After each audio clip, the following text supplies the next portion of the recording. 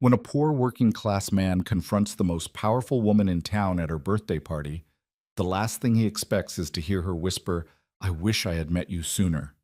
But that confession, risky, full of longing, ignites a fire they both know could burn down everything they've built.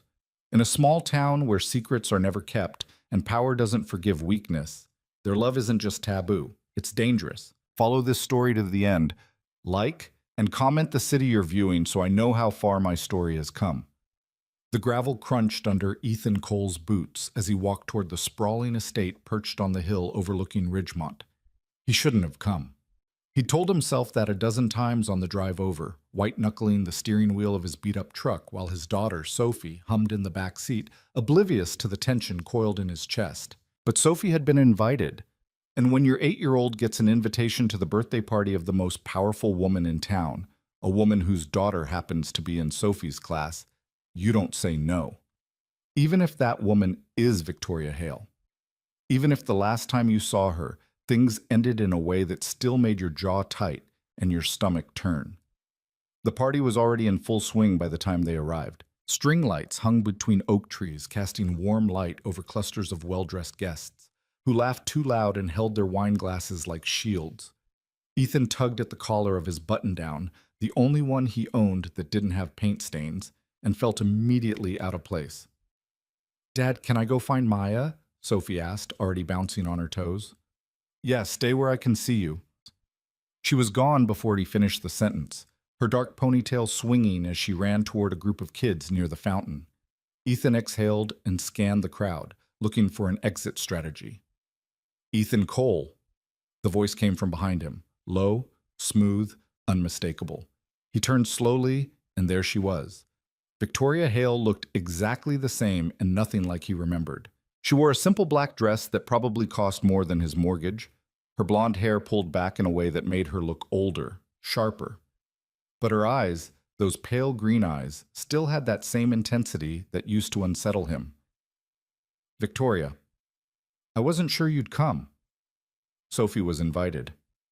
"I know, I sent the invitation." That caught him off guard. He frowned. "Why?" She hesitated, glancing over her shoulder at the guests milling around her property. When she looked back at him, something vulnerable flickered across her face before she smoothed it away. "Because I wanted you here."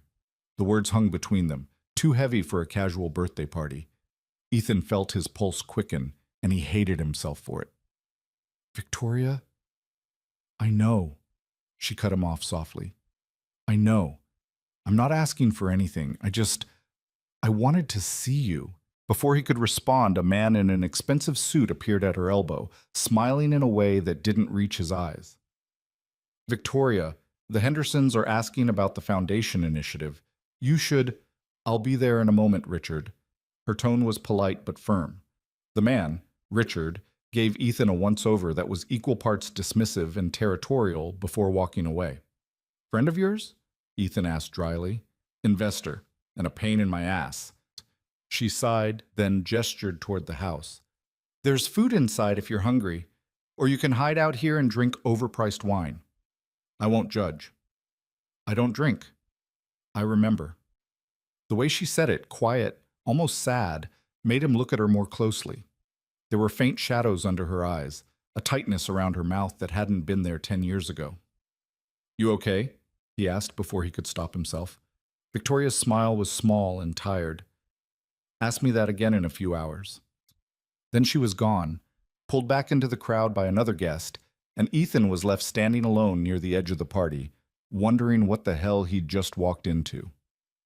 The night dragged on. Ethan kept to the periphery, nursing a glass of soda and watching Sophie play with the other kids.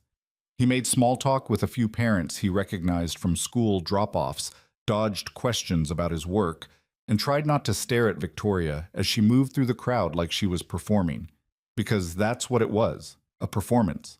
He could see it in the way she laughed at jokes that weren't funny, the way her shoulders stayed just a little too straight, the way her hand tightened around her wine glass when Richard leaned in to whisper something in her ear.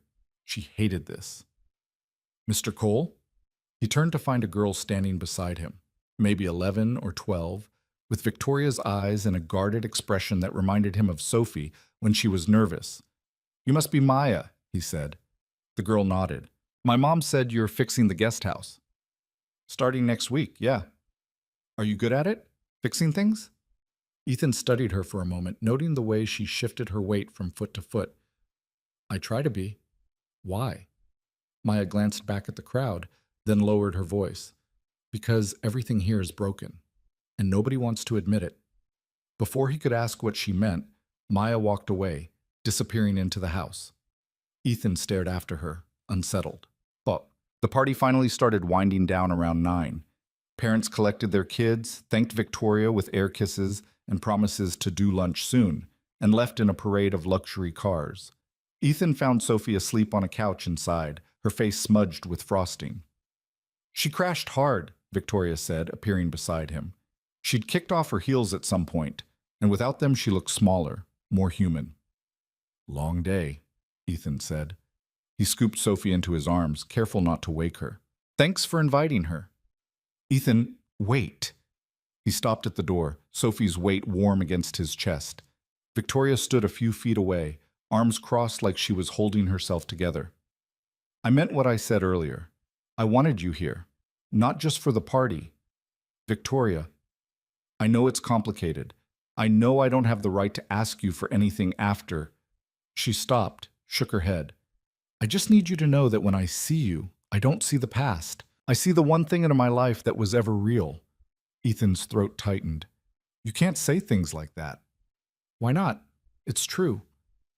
Because you're you and I'm me, and those things don't mix. Not anymore. Maybe not ever. Victoria stepped closer, close enough that he could smell her perfume. Something clean and expensive. What if I wish they did? Wishing doesn't change anything. It did once. Her voice dropped, barely above a whisper. I wish I had met you first. Before everything got so tangled. Before I became this. She gestured at the empty party, the house, the life she'd built. I wish I could go back and choose differently. Ethan looked at her, really looked at her, and saw the cracks beneath the polish, the exhaustion, the loneliness. I have to go, he said quietly. Victoria nodded, stepping back. I know. He made it halfway to his truck before he stopped, still holding Sophie, still trying to breathe normally. When he looked back, Victoria was standing in the doorway, backlit by the glow of her house, watching him leave. And for a moment, just a moment, he let himself imagine what it would be like to stay. The guest house project started the following Monday. Ethan arrived early, toolbox in one hand and a thermos of coffee in the other, and found Victoria already waiting. You're up early, he said. Couldn't sleep. She handed him a key. Everything you need should be inside. If you're missing materials, let me know. Will do. She lingered like she wanted to say something else, but a black sedan pulled up the driveway and Richard stepped out, his expression all business. Victoria, we need to talk about the quarterly projections. Later, Richard. It's urgent. Victoria's jaw tightened, but she forced a smile. Give me 10 minutes. Richard's gaze flicked to Ethan, dismissive and cold, before he got back in the car. Victoria sighed. Sorry, he's your problem, not mine, Ethan said, more sharply than he meant to. He softened his tone. Go handle your business. I'll be here. She nodded and walked away, but not before he saw the frustration flicker across her face. The guest house was a mess. Water damage in the bathroom, rotting floorboards in the kitchen, electrical work that looked like it had been done by someone with a death wish. Ethan spent the first few days gutting the place, hauling debris to the dumpster he'd rented and making lists of everything that needed replacing. Victoria stopped by every afternoon, usually with coffee and questions about the progress. At first, the visits were brief, professional, but by the end of the first week, she started staying longer, leaning against the doorframe and watching him work. You don't have to babysit me, Ethan said one afternoon, prying up another ruined floorboard. I'm not babysitting, I'm supervising. That's the same thing. It's really not.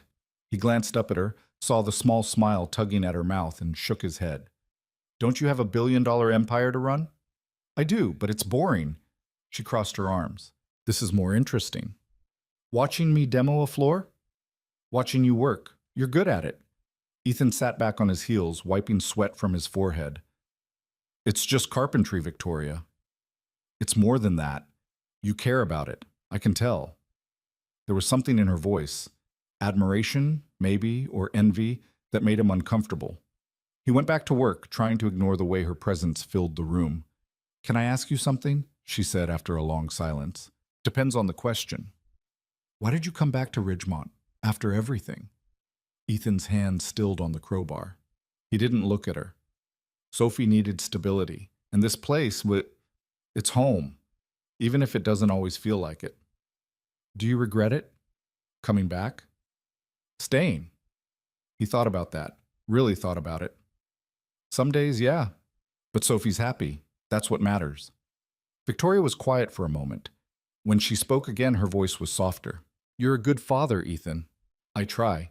No, you are. She pushed off the door frame. I should let you work. But she didn't leave. Instead, she stood there, looking at him like she was trying to memorize something, and Ethan felt the air between them shift. Victoria, I know, she said quickly. I know I shouldn't be here. I know this is a bad idea, but I can't. She stopped, shook her head. I can't stop thinking about what I said at the party, about wishing I'd met you first. Ethan stood slowly, setting the crowbar down. That's not fair. I know. You can't just, I know. Her eyes were bright, desperate. But it's the truth, and I'm tired of pretending it's not. For a long moment, they just stood there, the weight of everything unsaid pressing down between them. Ethan wanted to tell her to leave. He wanted to tell her she was right. He wanted to close the distance between them and damn the consequences. Instead, he said, You should go. Victoria flinched like he'd slapped her. Okay. She turned and walked out, and Ethan listened to the sound of her footsteps fading before he let himself exhale. The storm hit 3 days later. It started as a low rumble of thunder in the distance, the kind Ethan had learned to recognize from years working outdoors. He'd planned to wrap up early, but the guest house was finally starting to take shape, and he wanted to finish installing the new subfloor before calling it a day. By the time the first drops started falling, it was too late. The rain came down in sheets, wind howling through the gaps in the walls. Ethan cursed, scrambling to cover his tools and protect the work he'd done. The lights flickered once, twice, then went out completely. Damn it! He fumbled for his phone using the flashlight to navigate toward the door, and nearly ran into Victoria. She was soaked, her hair plastered to her face, breathing hard. What are you doing here? He shouted over the storm. The main house lost power. I came to check. A crack of lightning split the sky, close enough to make them both flinch. We need to get inside. This place isn't safe. The roof... Another gust of wind tore through, and something overhead groaned ominously. Ethan grabbed Victoria's arm and pulled her toward the corner of the room, away from the windows. Stay down! They huddled together as the storm raged, the guest house shaking like it might come apart. Victoria's shoulder pressed against his, her breathing ragged, and Ethan could feel her trembling. Whether from cold or fear, he couldn't tell. It's okay, he said, more to himself than to her. It'll pass. How do you know? Because it always does. The storm lasted another 20 minutes, but it felt like hours. When the wind finally died down and the rain eased to a drizzle, Ethan let himself relax. You okay? He asked. Victoria nodded, pulling back slightly. Her mascara was smudged, her dress torn at the shoulder, and she looked more real than he'd ever seen her. Thank you, she said quietly. For what? For not letting me go through that alone. Ethan didn't know what to say to that, so he said nothing. Instead, he stood and offered her his hand. She took it, and for a moment, just a moment, neither of them let go. They walked back to the main house together, picking their way through fallen branches and debris. The power was still out, and Victoria led him inside with a flashlight, the beam cutting through the darkness. I should check on Maya, she said. I'll wait here. But when she came back down, her expression was tight. She's not answering her door. Ethan frowned. Maybe she's asleep. No, she always answers, even when she's upset. Victoria's hand shook as she set the flashlight down. Something's wrong. Okay, let's check. They went upstairs together, and Ethan knocked on Maya's door. Maya, it's Ethan. Your mom's worried. Can you open up? Silence. Victoria's breathing quickened. Maya, please. The door opened a crack and Maya's face appeared, pale and red-eyed. I'm fine. You don't look fine, Victoria said, pushing past Ethan. What happened? Nothing, just leave me alone. But Victoria was already inside and Ethan saw her stop short, staring at something on the floor. He stepped closer and saw it. A shattered picture frame, glass scattered across the carpet. Maya, I said I'm fine. Maya's voice cracked. Why do you even care? You're never here anyway. Victoria recoiled like she'd been struck. That's not fair. Isn't it? Maya's eyes were blazing now. You're always working, always meeting with Richard, always pretending like everything's perfect when it's not. Maya, I heard you. The words came out in a rush, raw and furious. I heard you at the party, talking to him, telling him you wished you'd met him first. Ethan's stomach dropped. Victoria went very still. You don't understand. I understand that you don't want to be here, that you'd rather be somewhere else, with someone else. Maya's voice broke. I understand that I'm not enough. That's not true. Victoria's voice was shaking now. Maya, that's not... But Maya turned away, curling in on herself, and Victoria stood frozen, her hands useless at her sides. Ethan stepped forward carefully. Maya, can I tell you something? The girl didn't respond, but she didn't tell him to leave either. When my wife left, I thought it was because I wasn't enough. I thought if I'd been better, stronger, more successful, she would have stayed. He paused. But I was wrong.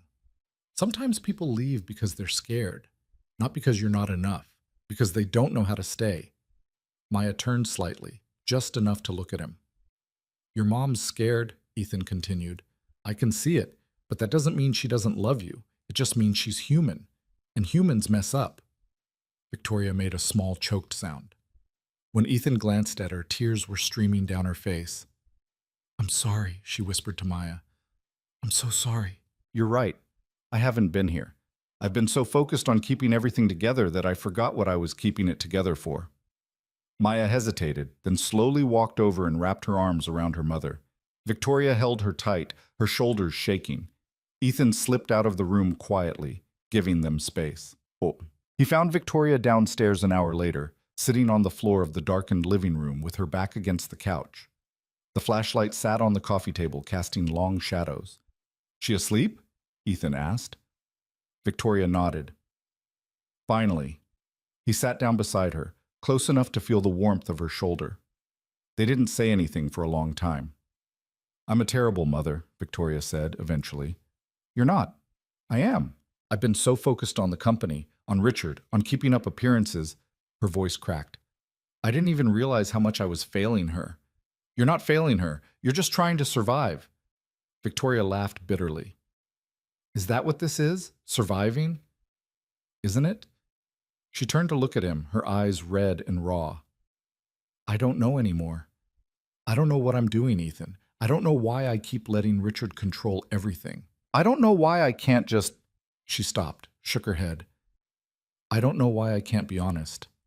About what? About the fact that I hate my life. The words came out in a rush, desperate. I hate the business. I hate the people I work with. I hate pretending to be this perfect, untouchable version of myself when all I want is... She didn't finish, but she didn't have to. Ethan reached out slowly, giving her time to pull away. When she didn't, he took her hand. Then stop pretending, he said quietly. Victoria's fingers tightened around his. It's not that simple. It never is. They sat like that for a long time, hands clasped in the darkness, and Ethan felt the world narrow to just the two of them, two people who'd been running from the same thing for 10 years. I meant it, you know, Victoria said softly. What I said at the party. I do wish I'd met you first. Why? Because you make me feel like I'm not alone, even when I probably should be.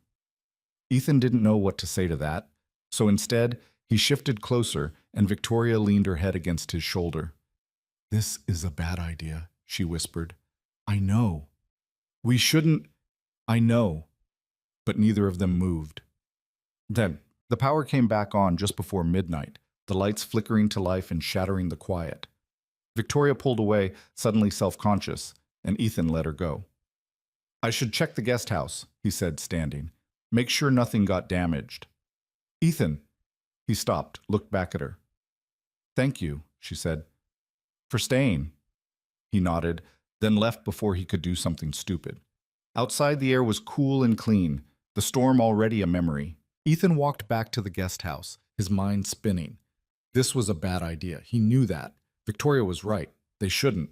But when he thought about the way she'd looked at him, the way her hand had felt in his, he couldn't bring himself to regret it. Not yet, anyway. The guest house was mostly intact, aside from a few leaks and some scattered debris. Ethan spent the next hour cleaning up, trying to focus on the work, and not on the woman sitting alone in the big house on the hill. By the time he finished, dawn was breaking over Ridgemont, painting the sky in shades of pink and gold. Ethan stood in the doorway of the guest house, watching the light spread across Victoria's property, and wondered what the hell he was getting himself into. His phone buzzed. A text from Victoria. Thank you for tonight. For everything. He stared at the message for a long time before typing back. Anytime. And he meant it. The following week passed in a blur. Ethan worked on the guest house during the day, and Victoria stopped by less frequently, though when she did, the air between them felt charged, fragile. Richard's presence became more oppressive. Ethan would see him on the property, always hovering near Victoria, always watching with that same calculating expression. Once, Ethan caught the tail end of an argument between them near the driveway. You're making a mistake, Richard was saying, his voice low and sharp. It's my company, Richard. My decision. And my money keeping it afloat. Don't forget that. Victoria's face went pale, but she didn't back down. I haven't forgotten. Richard noticed Ethan watching and straightened, smoothing his tie. We'll finish this later. When he was gone, Victoria stood there for a moment, hands clenched at her sides. Ethan walked over slowly. You okay? She let out a shaky breath. Define okay. Do you want to talk about it? Not really. She looked at him, and something in her expression softened. But I appreciate you asking. They stood there in the quiet morning, the world around them oblivious, and Ethan realized something he'd been trying not to admit. He was falling for her. Again. Still. Maybe he'd never stopped, and judging by the way Victoria was looking at him, like he was the only solid thing in her crumbling world, she felt the same. This is going to end badly, he said quietly. Victoria's smile was sad. Probably. We should stop before it gets worse.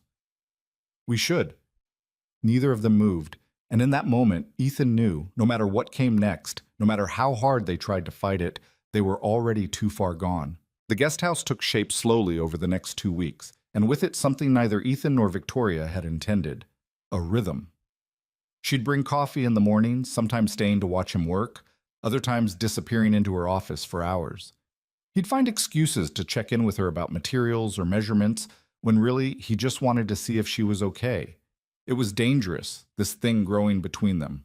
They both knew it, but knowing didn't seem to stop it. On a Wednesday afternoon, Ethan was installing new cabinets in the guest house kitchen when he heard the crunch of gravel outside. He looked up to see Victoria's car pulling into the drive, followed by Richard's black sedan. His jaw tightened. Victoria got out first, her movements sharp and agitated. Richard followed, his expression cold. This conversation isn't over, Richard called after her. Yes, it is. Victoria didn't even turn around. You're making an emotional decision, Victoria. That's not like you. She stopped then, spun on her heel. You don't know what's like me, Richard. You know the version of me that does what you want. That's not the same thing. Richard's smile was thin, patronizing. I'm trying to protect you. The charity gala is in 3 weeks. If you don't have the donation secured by then, I'll figure it out. With what? Hope? He stepped closer, lowering his voice, but Ethan could still hear him. You need me, Victoria. Don't forget that. Victoria's hands clenched at her sides. And for a moment, Ethan thought she might actually hit him. Instead, she said, very quietly, Get off my property. Richard's expression darkened. He glanced toward the guest house, saw Ethan watching, and his mouth curved into something ugly. I see. Is that what this is about? The contractor? He laughed, sharp and mean. You're risking everything for... Leave. Now. Richard held her gaze for another long moment, then turned and walked back to his car. He didn't peel out. That would have been too undignified. But the way he drove off made his anger clear. Victoria stood there, breathing hard, until the sound of his engine faded. Then she walked straight to the guest house. Ethan met her at the door. You okay? No? She pushed past him, pacing the length of the unfinished kitchen. No, I'm really not. What did he want? Control. Same thing he always wants. She stopped, pressed her palms against the new countertop. He's been my primary investor for 5 years. He's the reason the company survived the recession, and he won't let me forget it. So fire him, Victoria laughed bitterly. It's not that simple. If I cut him out, he'll pull his funding, and if he does that before the gala, the whole foundation collapses. Everything I've built, gone. That's not legal, is it? He can't just... He can. I was desperate when I took his money, and I didn't read the fine print carefully enough. There are clauses. Exit penalties. He structured it so I can't afford to get rid of him. She looked at Ethan, and her eyes were bright with unshed tears. I'm trapped. Ethan set down his tools and crossed the room to her. Then we find a way to untrap you. We? You think I'm going to just stand here and watch him bully you? Victoria's laugh was watery. You don't owe me anything, Ethan. Maybe not, but I'm here anyway. She looked at him for a long moment, and something in her expression cracked. Before he could react, she closed the distance between them and kissed him.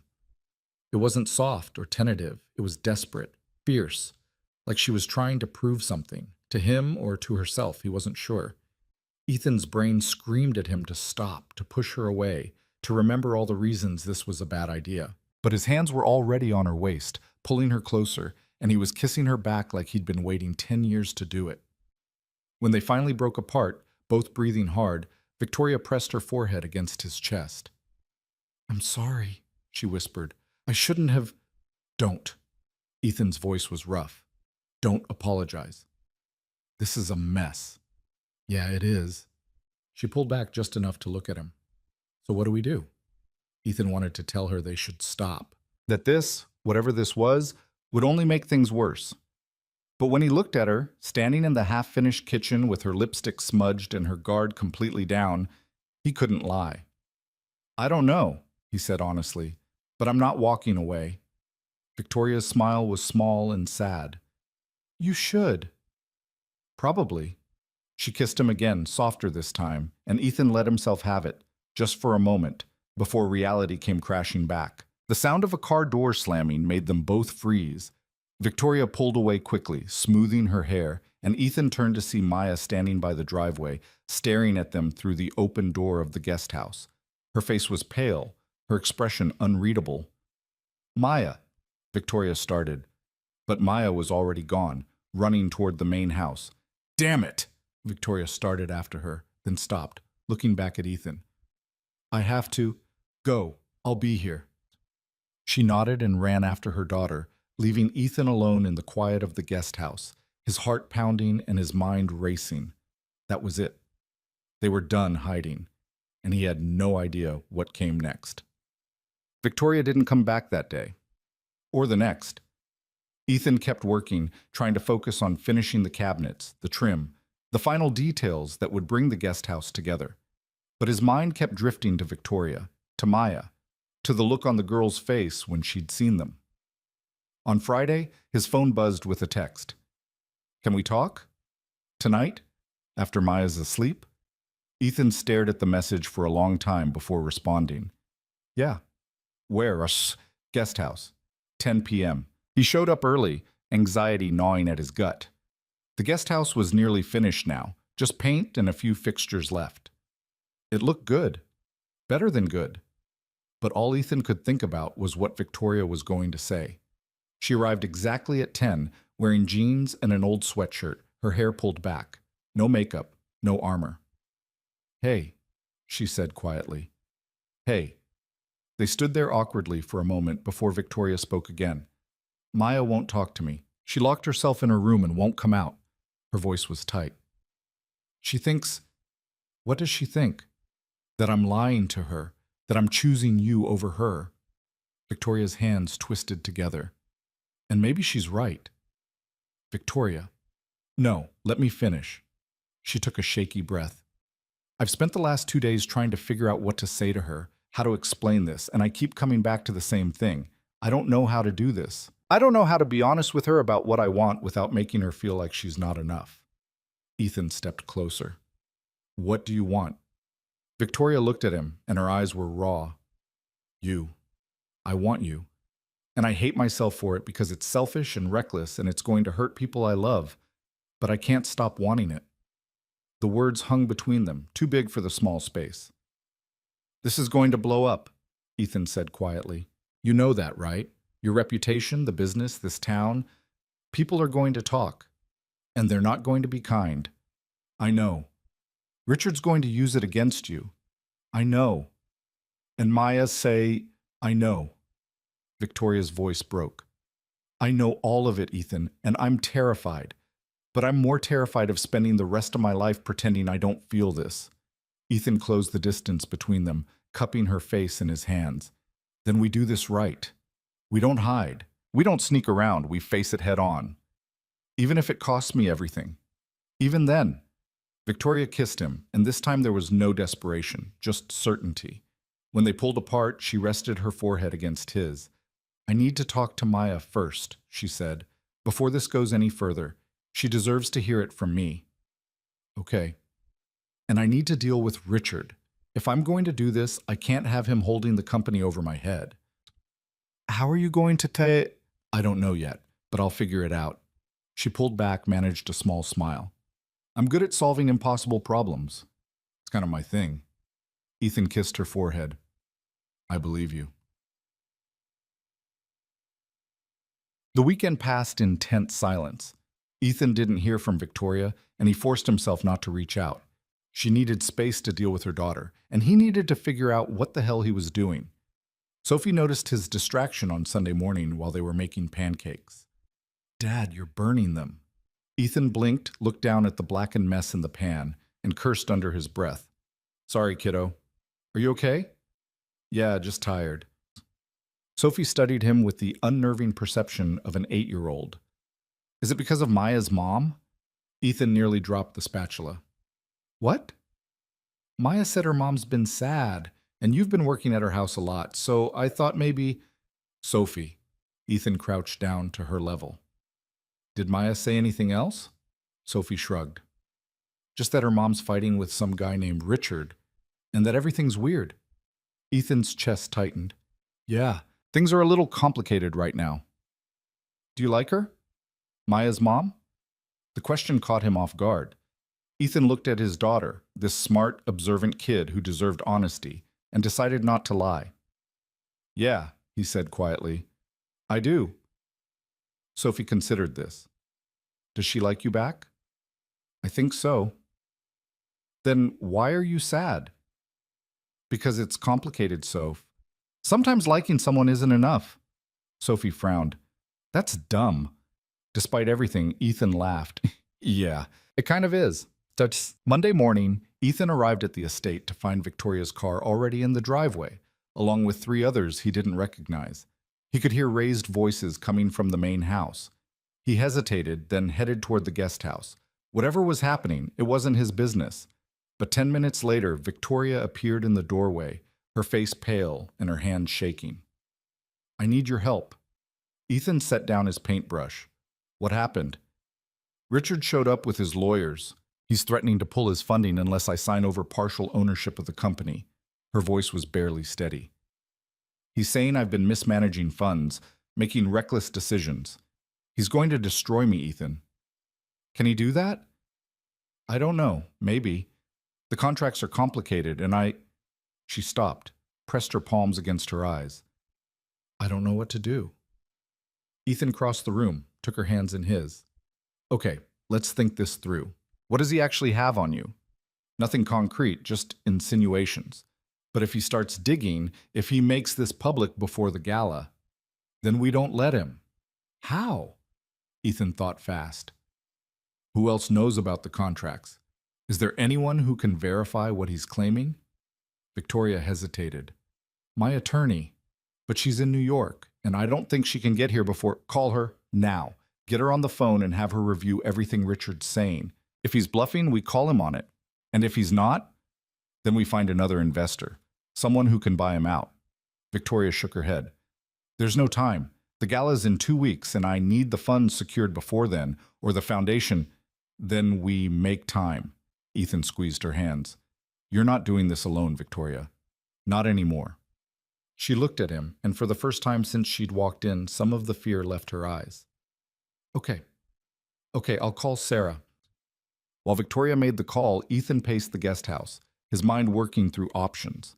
He didn't know anything about corporate law or high-stakes negotiations, but he knew people, and he knew bullies. Richard was betting on Victoria being too scared to fight back, which meant the best move was to do exactly what he didn't expect. When Victoria hung up, she looked a little steadier. Sarah says the contract has a clause that allows me to buy him out if I can match his initial investment plus 20%, but that's... She did the math in her head, and her face fell. That's almost $3 million. I don't have that kind of liquid capital. Ethan's stomach sank. What if you sold something? Assets, property? It would take months, and Richard knows that. She sank into a chair, defeated. He's got me cornered. For a long moment, neither of them spoke. Then Ethan had an idea, risky, probably stupid, but it was something. What if you went public with it? Victoria looked up sharply. What? Richard's counting on you keeping this quiet, right?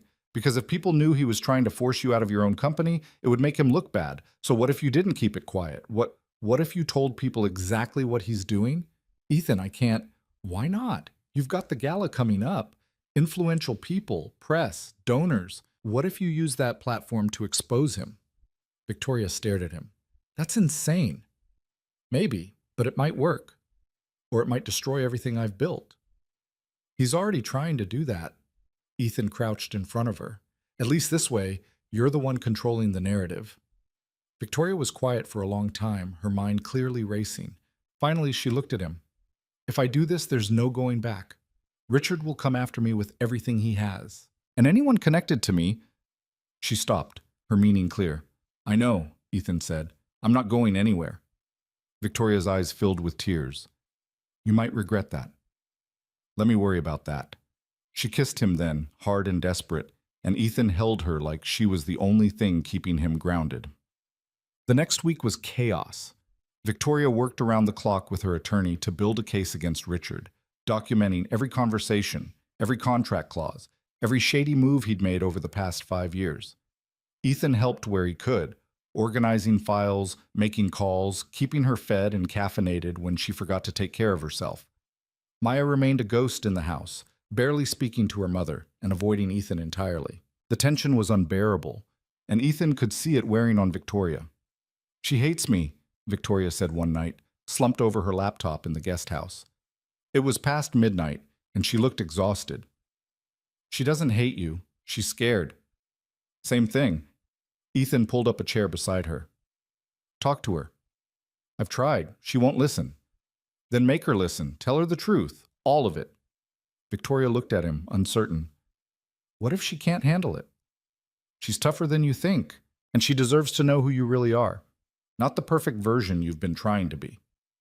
Victoria closed her laptop slowly. What if who I really am isn't enough? It will be. She didn't look convinced, but she nodded. Okay, tomorrow. I'll talk to her tomorrow. Oh, the conversation didn't go well. Ethan wasn't there. Victoria had asked him to stay away, but she told him about it later, her voice flat and hollow. I tried to explain about Richard, about the company, about you, and she just... Victoria's hands shook around her coffee cup. She told me I was a liar, that I'd been lying to her for years about everything, that I cared more about my image than about her. Victoria, she's right. The words came out broken. I have been lying. To her, to myself. I've been so focused on building this perfect life that I forgot to actually live it. Ethan took the coffee cup from her hands and set it aside, then pulled her into his arms. She didn't cry. She was too exhausted for that. But she leaned into him like he was the only thing holding her up. What do I do? She whispered. You keep trying. You show her you're serious about changing, and you give her time. What if time isn't enough? Then you keep trying anyway. Victoria pulled back, looked at him with red-rimmed eyes. Why are you still here after everything? Because I love you. The words were out before he could stop them, raw and honest and terrifying. Victoria stared at him, her breath catching. I love you, Ethan said again, steadier this time. I probably never stopped. And I know this is a mess, and I know we're both scared, but I'm done pretending I don't feel it. Victoria's eyes filled with tears. I love you too. I have for a long time. Her voice broke. I didn't think I deserved to say it. Ethan kissed her, slow and careful, and for a moment the world narrowed to just the two of them. We're going to get through this, he said against her lips. Together. Victoria nodded, and for the first time in weeks, she looked like she believed it. The gala was 5 days away when everything fell apart. Ethan was finishing the final touches on the guest house, installing light fixtures, touching up paint, when his phone rang. Victoria's name flashed on the screen. Hey, I'm almost done here. He knows. Her voice was sharp with panic. Richard knows. About us. Ethan's stomach dropped. How? I don't know. Someone must have seen us, or Maya said something, or... She took a shaky breath. He just called. He said if I don't sign over the company by Friday, he's going to the press with proof that I've been having an affair with my contractor. He's going to paint me as reckless, unstable. He'll destroy my reputation. Let him. We already decided. That was before he had leverage.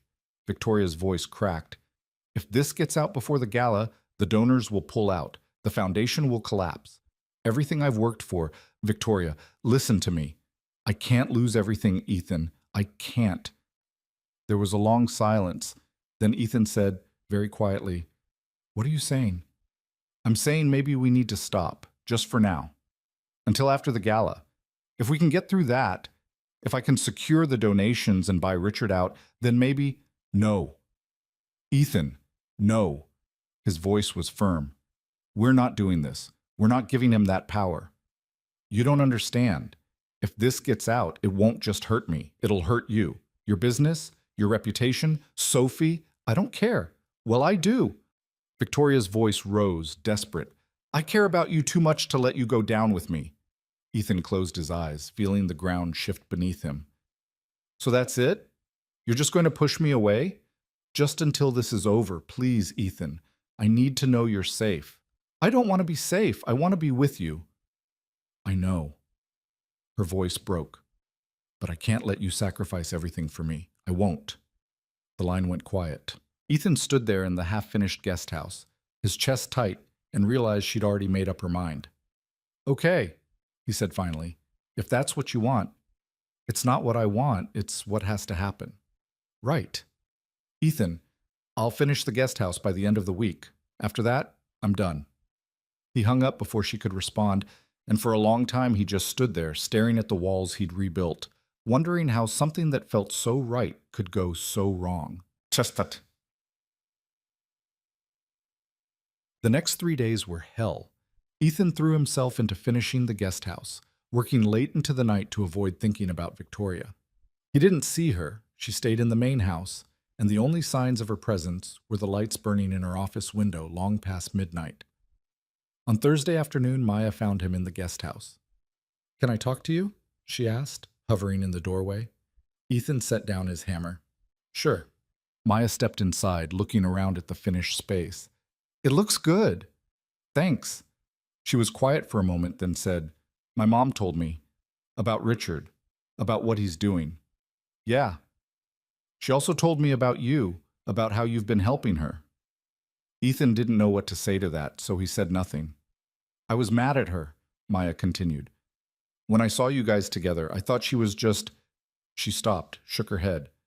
But she's not, is she? She really cares about you. I think so, yeah. Do you care about her? Ethan looked at this kid, this brave, hurt kid who deserved honesty, and nodded. Yeah, I do. Maya's eyes filled with tears. Then why are you leaving? Because your mom thinks it's what's best. But it's not. Maya's voice rose. She's miserable. She's been crying every night, and she won't eat, and she keeps looking at her phone like she's waiting for you to call. Ethan's chest tightened. Maya. I was wrong about her. About what I said. She's not choosing you over me. She's just... Maya's voice cracked. She's just trying to be happy, and I ruined it. You didn't ruin anything. Yes, I did. I made her think she had to choose, but she doesn't, because I... Maya wiped at her eyes. I don't want her to be alone anymore, even if it's scary, even if people talk. Ethan crouched down to her level. You should tell her that. I did, but I think she needs to hear it from you too. Before Ethan could respond, his phone buzzed. A text from an unknown number. Tomorrow night. Gala. She needs you there. Don't let Richard win. Sarah, Victoria's attorney. Ethan stared at the message, then looked at Maya. What do you think? He asked. Should I go? Maya nodded, fierce and certain. Yeah. And you should tell Richard to go to hell. Despite everything, Ethan laughed. You're your mother's daughter, you know that? For the first time in days, Maya smiled. Well,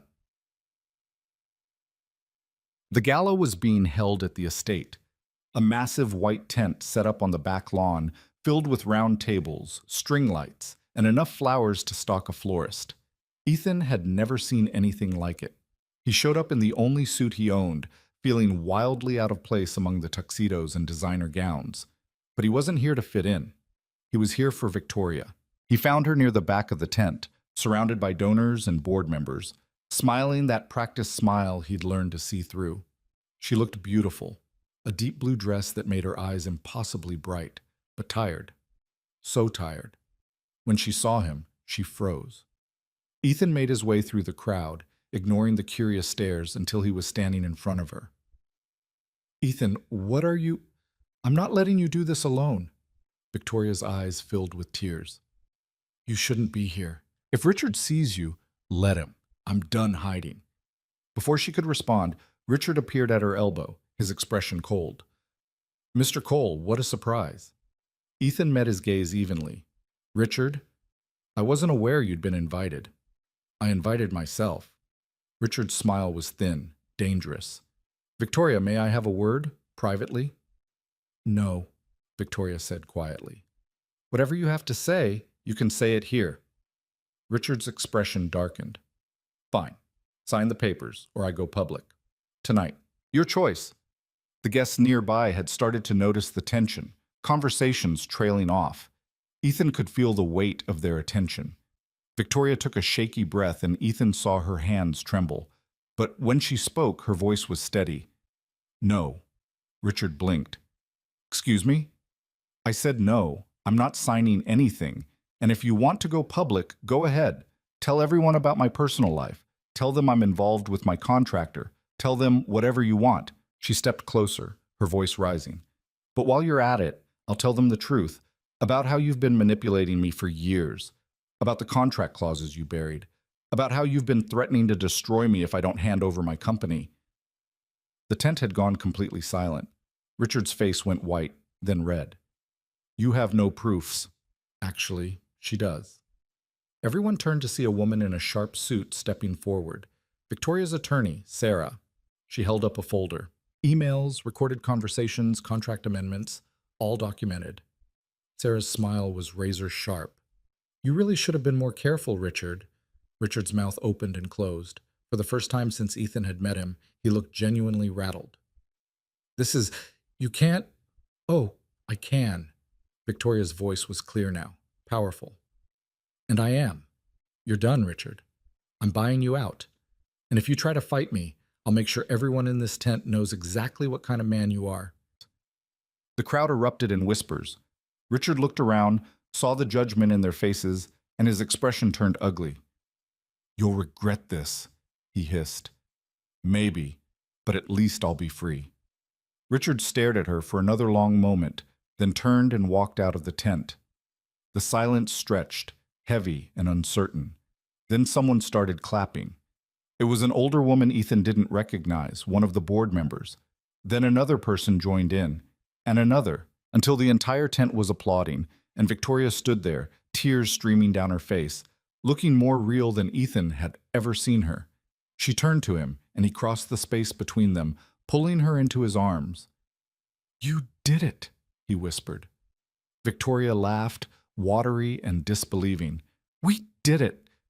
And for the first time in weeks, Ethan let himself believe they might actually make it. The applause had barely faded when Victoria's phone started buzzing. She pulled back from Ethan, wiping her eyes, and glanced at the screen. Her expression shifted from relief to confusion. "It's the Foundation's bank," she said quietly. "They're calling at 9:30 on a Friday night." Ethan's stomach tightened. "Answer it."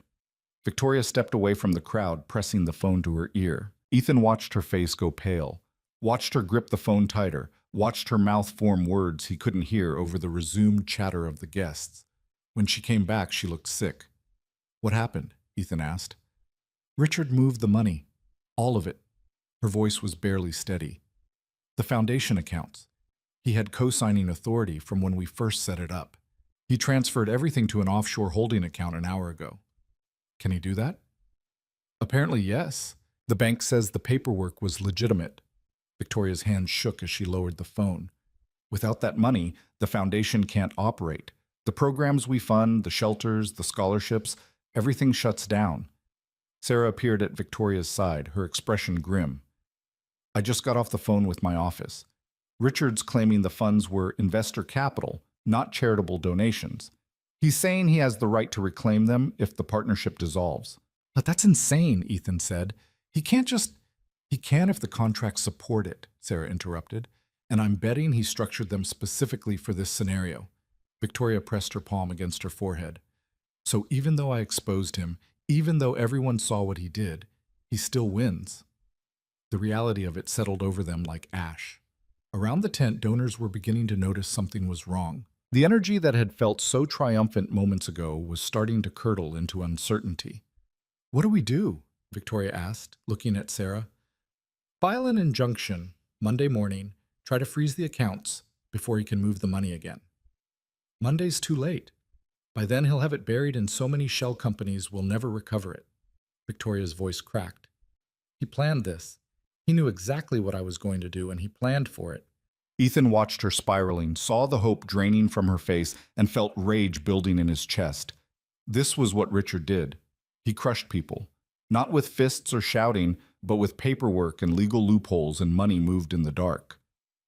"There has to be something we can do," Ethan said. "There isn't." Victoria's voice was flat now, defeated. "He won. I stood up to him and he destroyed me anyway."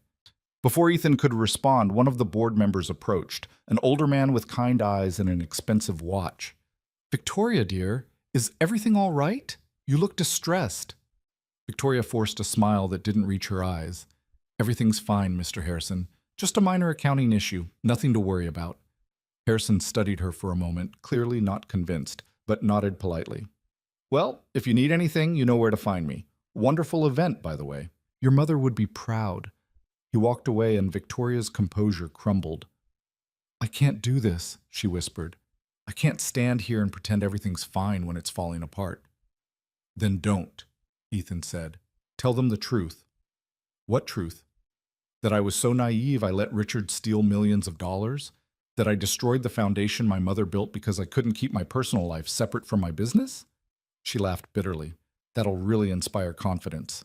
Victoria, I need to get out of here. I need to—" She looked around the tent, at all the people watching her, and Ethan could see the panic setting in. "I need air." She walked quickly toward the house, and Ethan followed, leaving Sarah to manage the curious stares. They made it to Victoria's office before she finally broke, sinking into her chair with her head in her hands. "I lost," she said. "I lost everything." Ethan crouched in front of her. "You didn't lose. You're still here.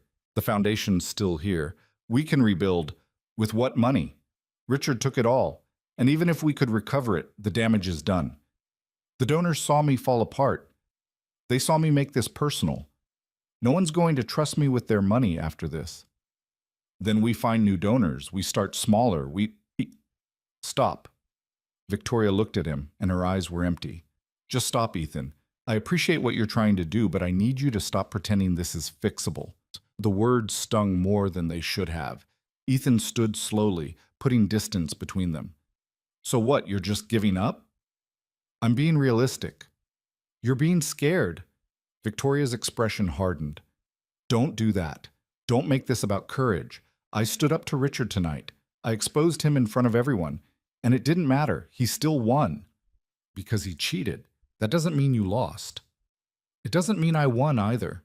She rubbed her face tiredly. Maybe this is just how it ends. Maybe some people are meant to have power, and some people are meant to be crushed by it. Ethan stared at her, recognizing the despair in her voice because he'd felt it himself. After his wife left, after the divorce, after every job that fell through and every month he'd scrambled to make rent, but he'd had Sophie to fight for. Victoria had Maya, had the foundation, had a purpose bigger than her fear. You don't believe that, he said quietly. Right now, I don't know what I believe. A soft knock at the door interrupted them. Maya stood in the doorway, still in her dress from earlier, looking small and uncertain. Mom, people are asking for you. Victoria took a shaky breath, composing herself with visible effort. Tell them I'll be right there. Maya didn't move. Are you okay? I'm fine, sweetheart. You're lying. The bluntness of it made Victoria flinch. Maya stepped into the office, closing the door behind her. I heard what happened, about Richard taking the money. Maya's voice was steady, older than her years. Are we going to lose the house? What? No, Maya, no. This is the foundation's money, not ours. We're going to be fine. But the foundation won't be. Victoria's silence was answer enough. Maya looked at Ethan, then back at her mother. So what are you going to do? I don't know yet. Are you going to fight? Maya, it's not that simple. Yes, it is. Maya's voice rose. You told me that when things get hard, we don't give up. You told me that when I wanted to quit piano, when I wanted to quit soccer. You said the Hale women don't quit. This is different. Why? Because you're embarrassed? Because people are going to talk? Maya crossed her arms. I thought you didn't care about that anymore. I thought that's why you stood up to Richard, because you were done pretending. Victoria stared at her daughter, and Ethan saw the moment the words hit. Maya was right, and they both knew it. I'm scared, Victoria admitted quietly. So? You're always telling me being scared doesn't mean you stop trying. When did you get so smart? I learned from you. Maya's expression softened. But you have to actually do the things you tell me to do. Otherwise, it's just words. Victoria let out a shaky laugh, pulling Maya into a hug. You're right. You're absolutely right. When she pulled back, there was something different in her face. Not hope exactly, but determination. She looked at Ethan. Okay, we fight. I don't know how yet, but we figure it out. Ethan felt something loosen in his chest. Okay. But first I need to go back out there and face those people. I need to tell them the truth about what happened and give them a reason to believe we can fix it. Can you do that? Maya asked. Victoria took a deep breath. I guess we're about to find out. They walked back to the tent together, Victoria, Maya, and Ethan, and the conversations died down as Victoria stepped to the small stage where the evening speeches were supposed to happen. Someone handed her a microphone, and for a moment she just stood there, gathering herself. I need to tell you all something, she began, her voice carrying across the tent. And I need to be honest about it, because I've spent too long hiding the truth. The guests shifted uncomfortably. Ethan could see Richard's allies in the crowd, smirking like they knew what was coming. An hour ago, my former investor, Richard Kensington, transferred all of the foundation's operating funds to an offshore account. As far as we can tell, it was legal. The contracts we signed years ago gave him that authority, and I was too desperate at the time to read the fine print. Gasps rippled through the crowd. Someone whispered, I knew it. Victoria's hands tightened on the microphone, but she kept going. Which means that as of tonight, the Hale Foundation is essentially bankrupt. The programs we fund, the domestic violence shelters, the scholarship funds, the community outreach, all of it stops unless we can find a way to replace that money. The murmuring grew louder. Ethan saw people pulling out their phones, already texting, already spreading the news. I'm telling you this because you deserve to know. You trusted this foundation with your donations, and I failed to protect them. That's on me. Not on Richard, not on anyone else. Me. Victoria's voice cracked. but she pushed through. But I'm also telling you because I'm not giving up. I don't know how we're going to fix this. I don't have a plan. But I know that the work this foundation does matters too much to let one vindictive man destroy it. She paused, scanning the crowd. So I'm asking for your help. Not your money? Not yet. Just your patience. Give me 30 days to figure this out, to find a way to recover what was stolen or replace it. And if I can't, she swallowed hard. If I can't, then I'll step down and hand the foundation over to someone who can do better. The silence that followed was suffocating. Ethan watched the faces in the crowd, some sympathetic, some skeptical, some openly hostile. Then Mr. Harrison stood up. I'll give you 45, he said. Victoria blinked. What? 45 days. That's what you'll need to untangle Richard's mess and build something sustainable. Harrison looked around the tent. And I'll pledge $500,000 to the recovery fund, effective immediately. Another woman stood, someone Ethan recognized from the society pages. I'll match that. Then another donor. And another. Within minutes, pledges were flying around the tent, totaling well over $2 million. Victoria stood on the stage, tears streaming down her face, as the people she thought would abandon her instead chose to fight alongside her. When the pledges finally slowed, Sarah stepped up beside Victoria. We'll set up a separate account, completely transparent, every dollar tracked, every expense documented, and we'll file that injunction Monday morning. She looked at Richard's empty seat pointedly. Mr. Kensington might have won the battle, but he hasn't won the war. The tent erupted in applause, and this time Victoria didn't try to hold back her tears. She found Ethan in the crowd, and the look on her face was something he'd remember for the rest of his life.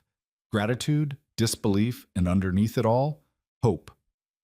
When the event finally wound down and the last guests trickled out, Ethan found Victoria sitting on the back steps of the house, shoes kicked off, looking exhausted, but lighter somehow.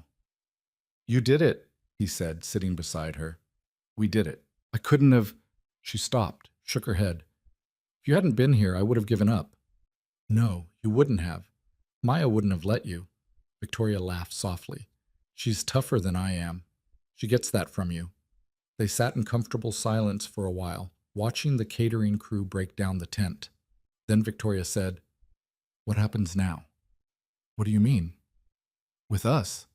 We've been so focused on surviving Richard that we haven't talked about what comes after. Ethan considered that. I guess we figure it out as we go. That's not much of a plan. No, but it's honest. He looked at her. I'm not going anywhere, Victoria. Whatever happens with the foundation, with the money, with this town, I'm here. Even though it's going to be messy, even though people are already talking, especially because of that. Victoria leaned her head on his shoulder. I don't deserve you. Yeah, you do. You just don't believe it yet. They stayed like that until Maya came looking for them, and then the three of them walked back to the house together, tired but intact. The next morning, Ethan woke up to 17 missed calls. Most were from friends in town who'd heard about the gala, but 3 were from potential clients who'd seen his name mentioned in the early news coverage and wanted to hire him for projects. Apparently being publicly involved with Victoria Hale, scandal and all, was good for business. He was still processing that when Sophie came into the kitchen, dragging her blanket. Dad, there are people outside. Ethan looked out the window and cursed under his breath. 2 news vans were parked across the street, cameras pointed at his house. Stay inside, he told Sophie. I'll handle this. But when he opened the door, the reporters swarmed.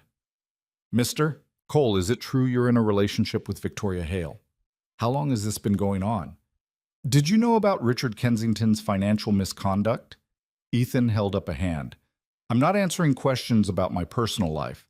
If you want a statement, contact Ms. Hale's attorney. But, Mr. Cole, that's all I'm saying. Now get off my property before I call the cops. The reporters reluctantly backed off, but they didn't leave. Ethan closed the door and leaned against it, his heart pounding. Sophie stood in the hallway, looking worried. Are we in trouble? No, kiddo, just some people being nosy. Is it because of Maya's mom? Ethan sighed. There was no point lying to her. Yeah, people are interested in her, and now they're interested in us too. I don't like it. I know, me neither. He pulled her into a hug, but it'll calm down eventually. He hoped that was true. By Monday, the story had spread beyond Ridgemont. Regional news picked it up, then a few national outlets. The narrative varied depending on the source. Some painted Victoria as a victim of corporate greed, others as a careless executive who'd let her personal life compromise her judgment. Ethan appeared in most versions as either a blue-collar hero or an opportunistic gold digger, depending on the angle. Victoria called him that afternoon, sounding frayed. "Have you seen the headlines?" "Hard to miss them. I'm so sorry. I never wanted you dragged into this." "I'm a grown man, Victoria. I made my choice. But Sophie is fine. Confused, but fine. We'll figure it out." There was a pause, then Victoria said, "Richard's attorney called. He's threatening to sue for defamation unless I retract everything I said at the gala." "Can he win?" Sarah says no. "Everything I said was true and provable." But even a frivolous lawsuit costs money and time. She sounded exhausted. "He's not going to stop, Ethan. He's going to keep coming after me until I break." "Then we make sure you don't break." "I'm running out of ways to stay strong." Ethan wished he could reach through the phone and hold her. "You're not alone in this. Remember that." "I know, She stopped. "I keep thinking about what Maya said, about being scared but doing it anyway. And I wonder if I'm teaching her the right lesson, or just showing her how to be stubborn." "There's nothing wrong with stubborn. Stubborn keeps you alive." Victoria laughed weakly. "Is that what we're doing? Just surviving?" "For now. But we'll get to the living part eventually." After they hung up, Ethan sat in his truck outside a job site, staring at his phone. The comments on the news articles were brutal. People who didn't know either of them making judgments about their character, their choices, their worth. He wanted to defend Victoria, to tell all these strangers they had no idea what she'd been through. But he knew it wouldn't matter. People believed what they wanted to believe. His phone buzzed with a text from an unknown number. "Stay away from her. She's poison. You're just too stupid to see it." Ethan deleted it without responding. Then another came through. "Gold digger." Then another. "She'll ruin you like she ruins everything." He blocked the numbers and turned off his phone. That night, Sophie asked him if they were going to have to move. "What? No. Why would you think that?" "Because Maya said people at school are saying mean things about her mom. And about you. And I thought maybe we'd have to go somewhere else." Ethan pulled her onto his lap. "We're not going anywhere. People say mean things sometimes, especially when they don't understand the whole story. But that doesn't change who we are or where we belong." "Do you love her? Maya's mom?" The question caught him off guard. He looked at his daughter's serious face and decided on honesty. "Yeah, I do." "Does she love you?" "I think so." Sophie considered this. "Then the mean things people say don't matter." "That's right." "Okay." She hugged him. "I like Maya, and her mom's always nice to me. So I think it's good, even if other people are being dumb about it." Ethan held her tight, grateful for her simple clarity. The injunction hearing was scheduled for Thursday. Victoria called Wednesday night, her voice tight with stress. "Sarah says we have a shot, but Richard's lawyers are good. They're arguing that the funds were investment capital, not charitable donations, and that he has every legal right to reclaim them." "What does Sarah say?" "That it depends on the judge, and on whether we can prove donor intent." Victoria sighed. "We're scrambling to get affidavits from everyone who contributed, but some people don't want to get involved. They're scared of Richard." "What can I do?" She paused. "Just be there? At the hearing? I know it's asking a lot, but I'll be there." "Thank you." The courthouse was packed. Ethan had never seen so many lawyers in one place. He sat in the back row, watching Victoria and Sarah huddle over documents while Richard sat across the aisle with his team, looking smug. When the judge entered, everyone stood. The hearing started with procedural arguments that Ethan barely followed, legal jargon flying back and forth. But he watched Victoria's face, saw the tension in her shoulders, the way her hand kept clenching and unclenching. Richard's lead attorney was a sharp woman in an expensive suit who spoke with clinical precision. "Your Honor, the funds in question were part of a structured investment agreement between Mr. Kensington and Ms. Hale's corporation. While Ms. Hale may have designated them for charitable purposes, the underlying ownership remained with Mr. Kensington per the terms of their contract." Sarah stood. Your Honor, the designation of these funds was explicit and documented. Every donor was told their contributions would support the Foundation's charitable mission. To allow Mr. Kensington to reclaim them now would constitute fraud. Ms. Brennan, fraud is a serious accusation. Do you have evidence? We have donor affidavits, Your Honor. Written statements confirming their contributions were intended exclusively for charity. Richard's attorney shot back. Intent doesn't override contract law. Mr. Kensington's agreement with Ms. Hale clearly states. The arguments went on for over an hour. Ethan watched Victoria grow paler, watched her bite her lip until it bled. When the judge finally called for a recess, Victoria looked like she might collapse. Ethan met her in the hallway. How's it going? Badly. The judge seemed sympathetic to Richard's argument. She leaned against the wall. If we lose this, it's over. Even with the new donations, we won't have enough to operate. You don't know that yet.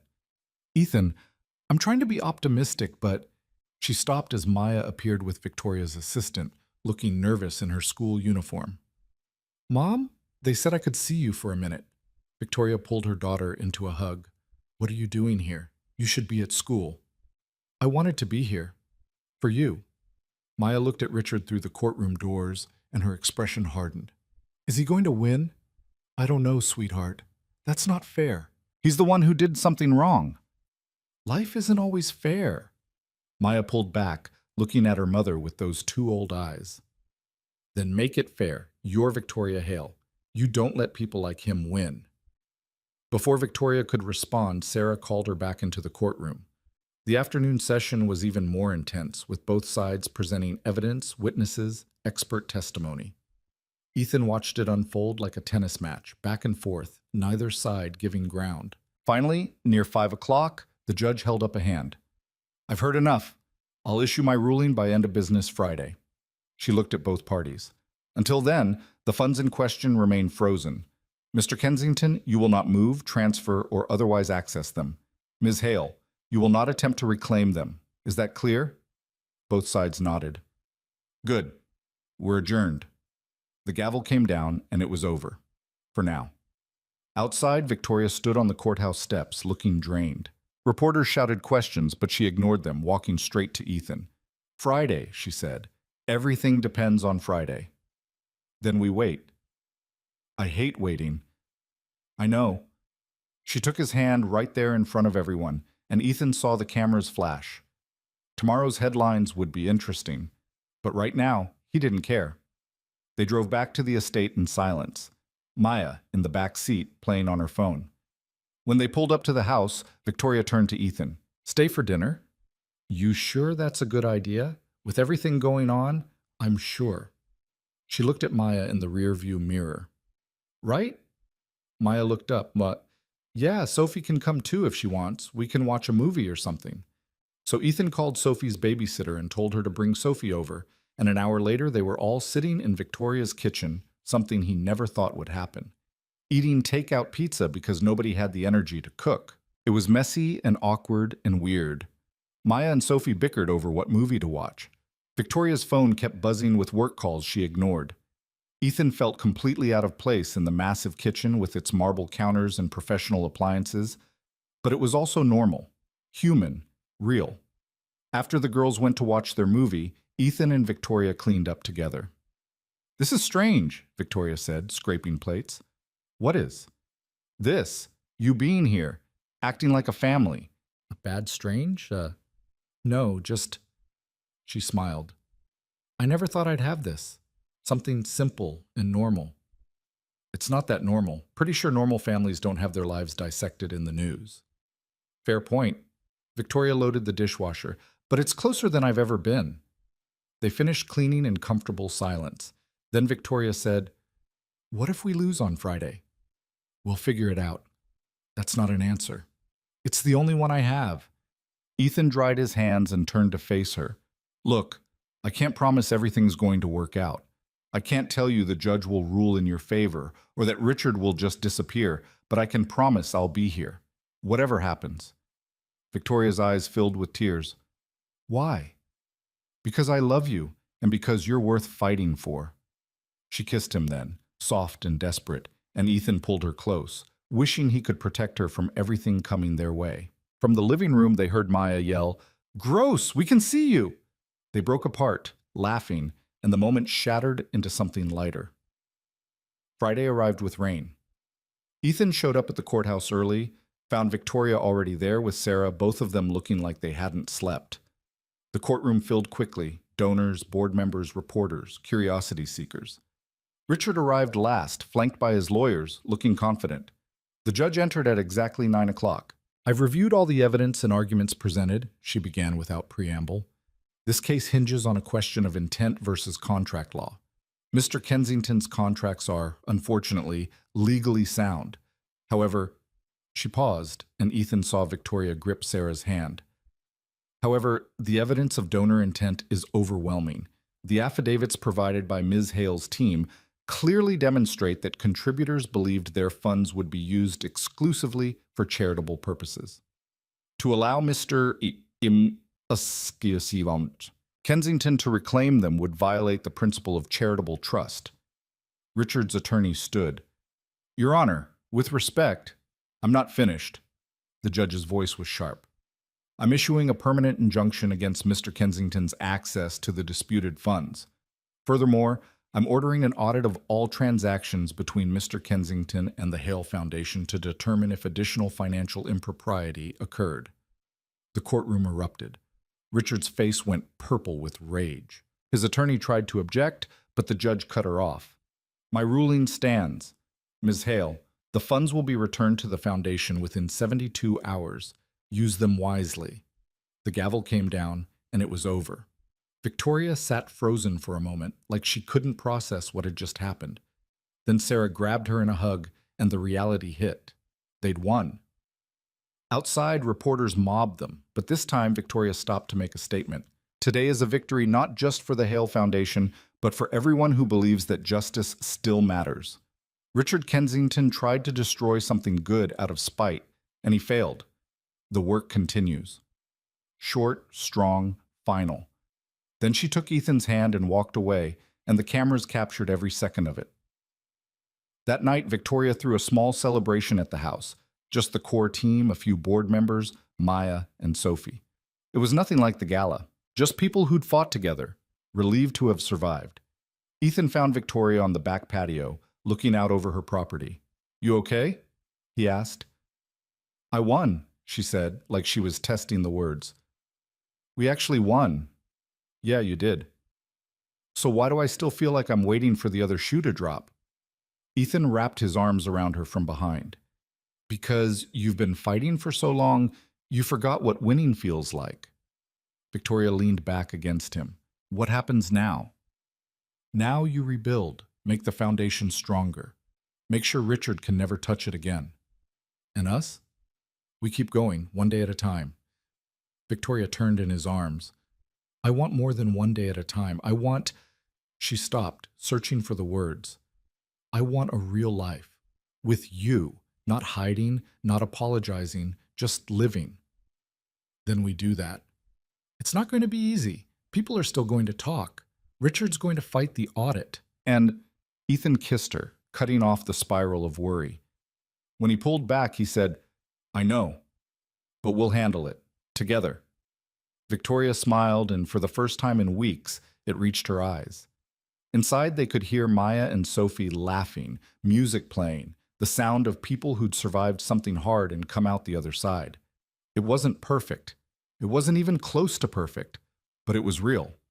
And right now, that was enough. The celebration didn't last long. By Monday morning, the audit had officially begun, and with it came a new wave of scrutiny. State regulators descended on Victoria's offices, requesting files dating back 7 years. The foundation's phones rang constantly with questions from donors, board members, and reporters wanting statements about what the audit might uncover. Ethan watched Victoria navigate it all with a kind of exhausted grace, but he could see it wearing on her. She was at the office by 6 every morning and rarely home before 10 at night. When she was home, she was distracted, apologizing to Maya for missing dinner again, promising things would settle down soon. They both knew she was lying. On Wednesday, Ethan was installing crown molding in a client's dining room when his phone rang. Unknown number. He almost ignored it, but something made him answer. Mr. Cole, this is Jennifer Park from Channel 7 News. I was hoping to get a comment about your relationship with Victoria Hale. No comment, Ethan said immediately. We're running a story tonight about the Foundation audit. Sources say the investigation has expanded beyond Richard Kensington's transactions. Can you confirm whether Ms. Hale is under investigation? I said no comment. Mr. Cole, the public has a right to...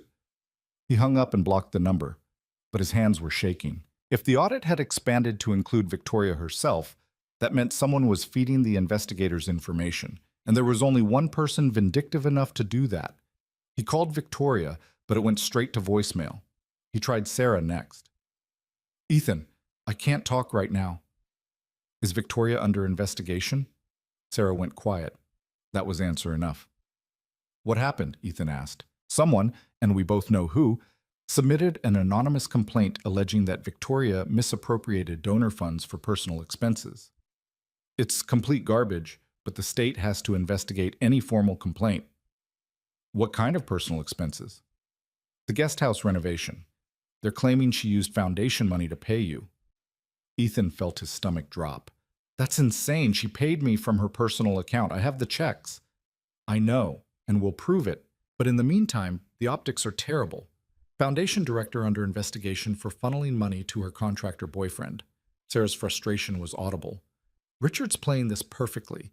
Even if Victoria's cleared, the damage to her reputation could be permanent. After they hung up, Ethan sat in his truck staring at his phone. He'd known getting involved with Victoria would be complicated, but he hadn't anticipated this. Being weaponized against her turned into evidence of corruption. His next call came from a client canceling a job. Then another. By the end of the day, he'd lost 3 contracts, all with vague excuses about scheduling conflicts or budget concerns. But Ethan knew the truth. Nobody wanted to hire the guy who might be involved in a fraud investigation. That night, he drove to Victoria's office. Her assistant tried to stop him, but he walked past her into Victoria's office, where she sat surrounded by banker's boxes full of files, her eyes red-rimmed.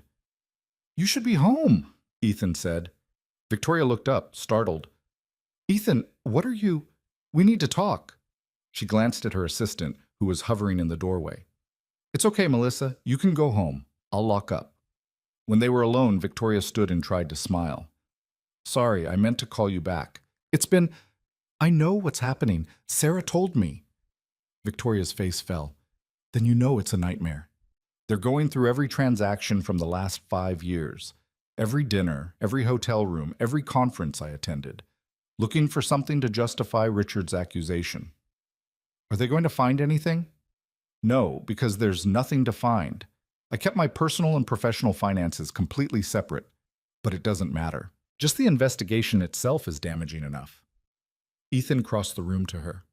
What can I do? Nothing. This is my problem to solve. It's not just your problem when they're dragging my name into it. Victoria flinched. I know. I'm sorry. If I'd known Richard would go this far, stop apologizing. This isn't your fault. He took her hands. But we need to be smart about this. If they're looking at the guest house renovation, we need to document everything. Show them the checks, the invoices, the timeline. Prove there was no connection to foundation funds. Sarah's already on it. We're pulling together all the paperwork. Good. What else? Victoria sank back into her chair. I need to prepare for the possibility that this gets worse. If Richard can manufacture enough smoke, even without fire, the board might ask me to step down temporarily, just until the investigation concludes. Would you do that? I don't know. Part of me wants to fight it, refuse to be pushed out of my own foundation. But another part of me thinks maybe it's the smart move. Remove myself as a target. Let the audit proceed without the distraction of defending me. Ethan pulled up a chair beside her. What do you want to do? Victoria was quiet for a long moment.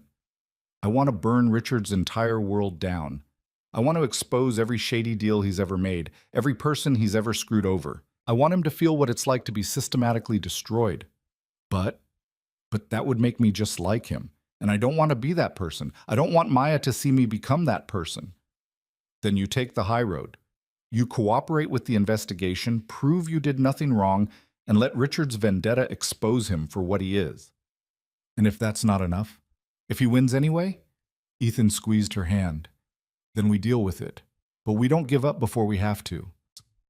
Victoria leaned her head against his shoulder, and they sat like that in the quiet office, surrounded by evidence of a life she'd built and someone was trying to tear down. The next morning, Ethan woke up to Sophie shaking his shoulder. Dad, Dad, wake up. He opened his eyes to find her holding his phone. What's wrong? There are people outside again. And Maya just called. She's crying. Ethan sat up fast, taking the phone.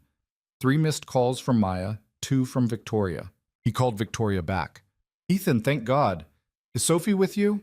Yeah, she's here. What's going on? Someone leaked the investigation to the press. It's everywhere, and her voice broke.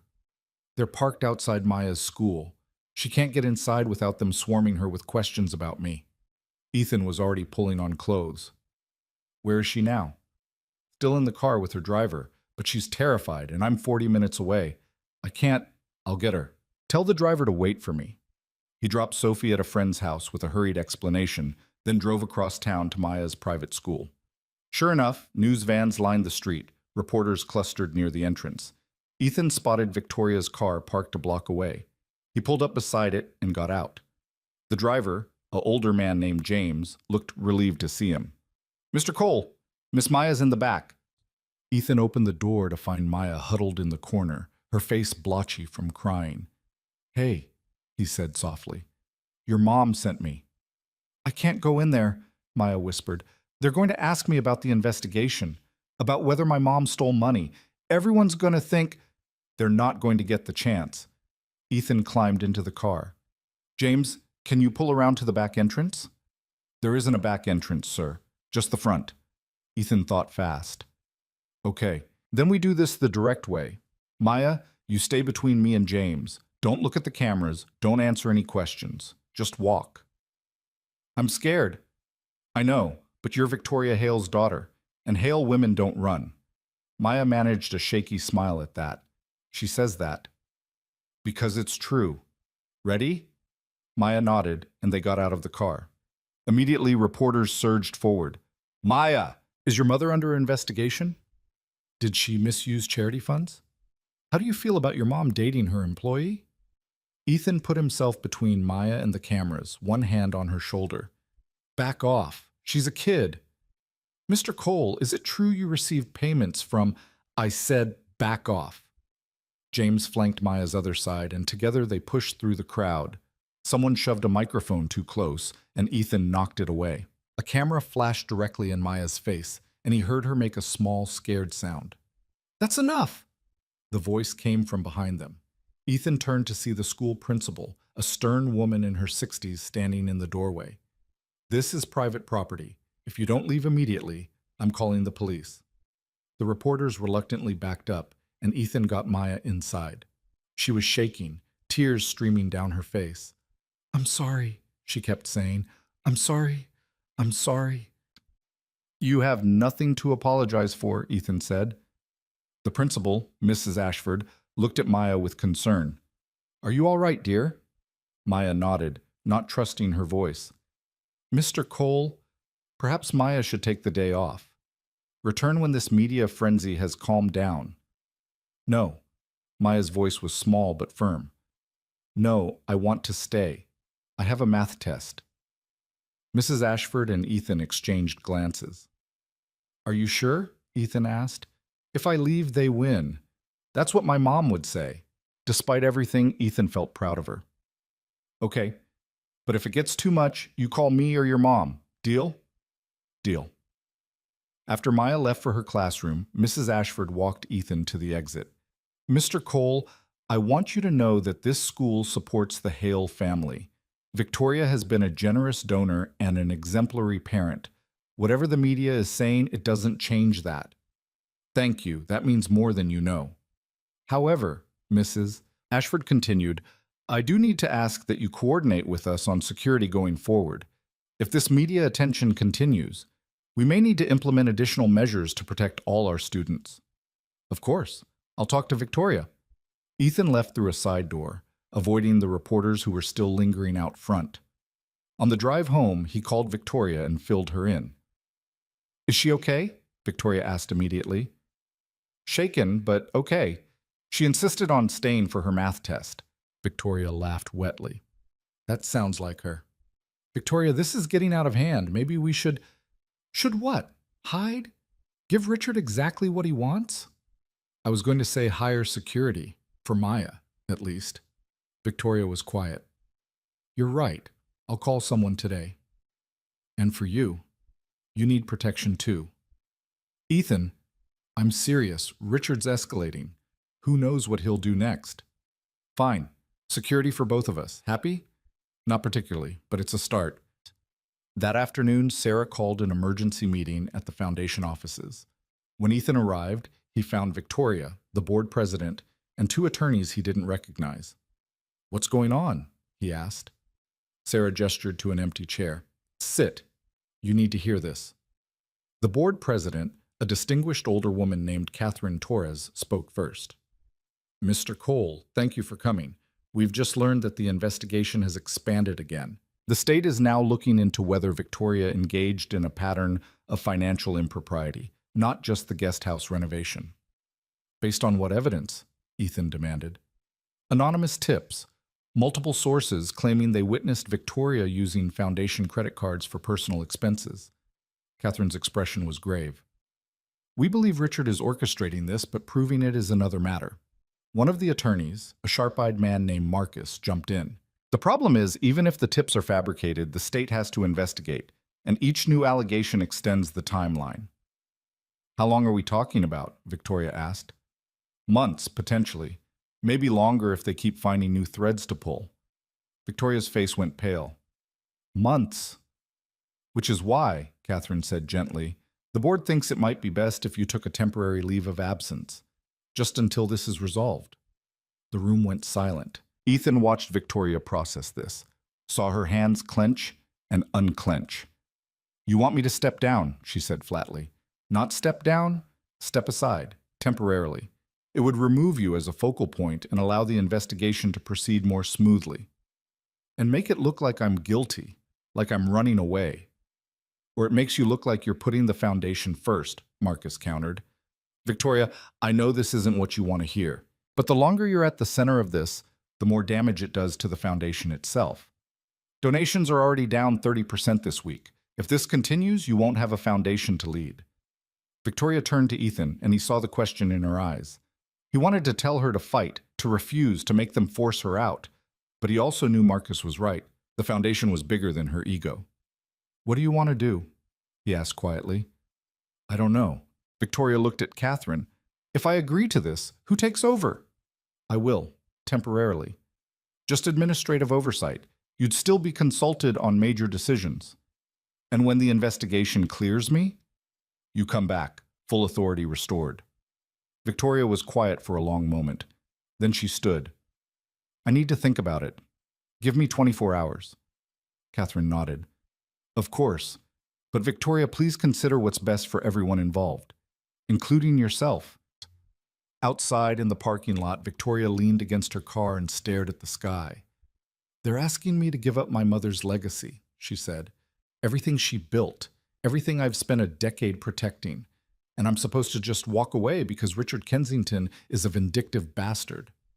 You're not walking away. You're being strategic. It doesn't feel strategic. It feels like losing.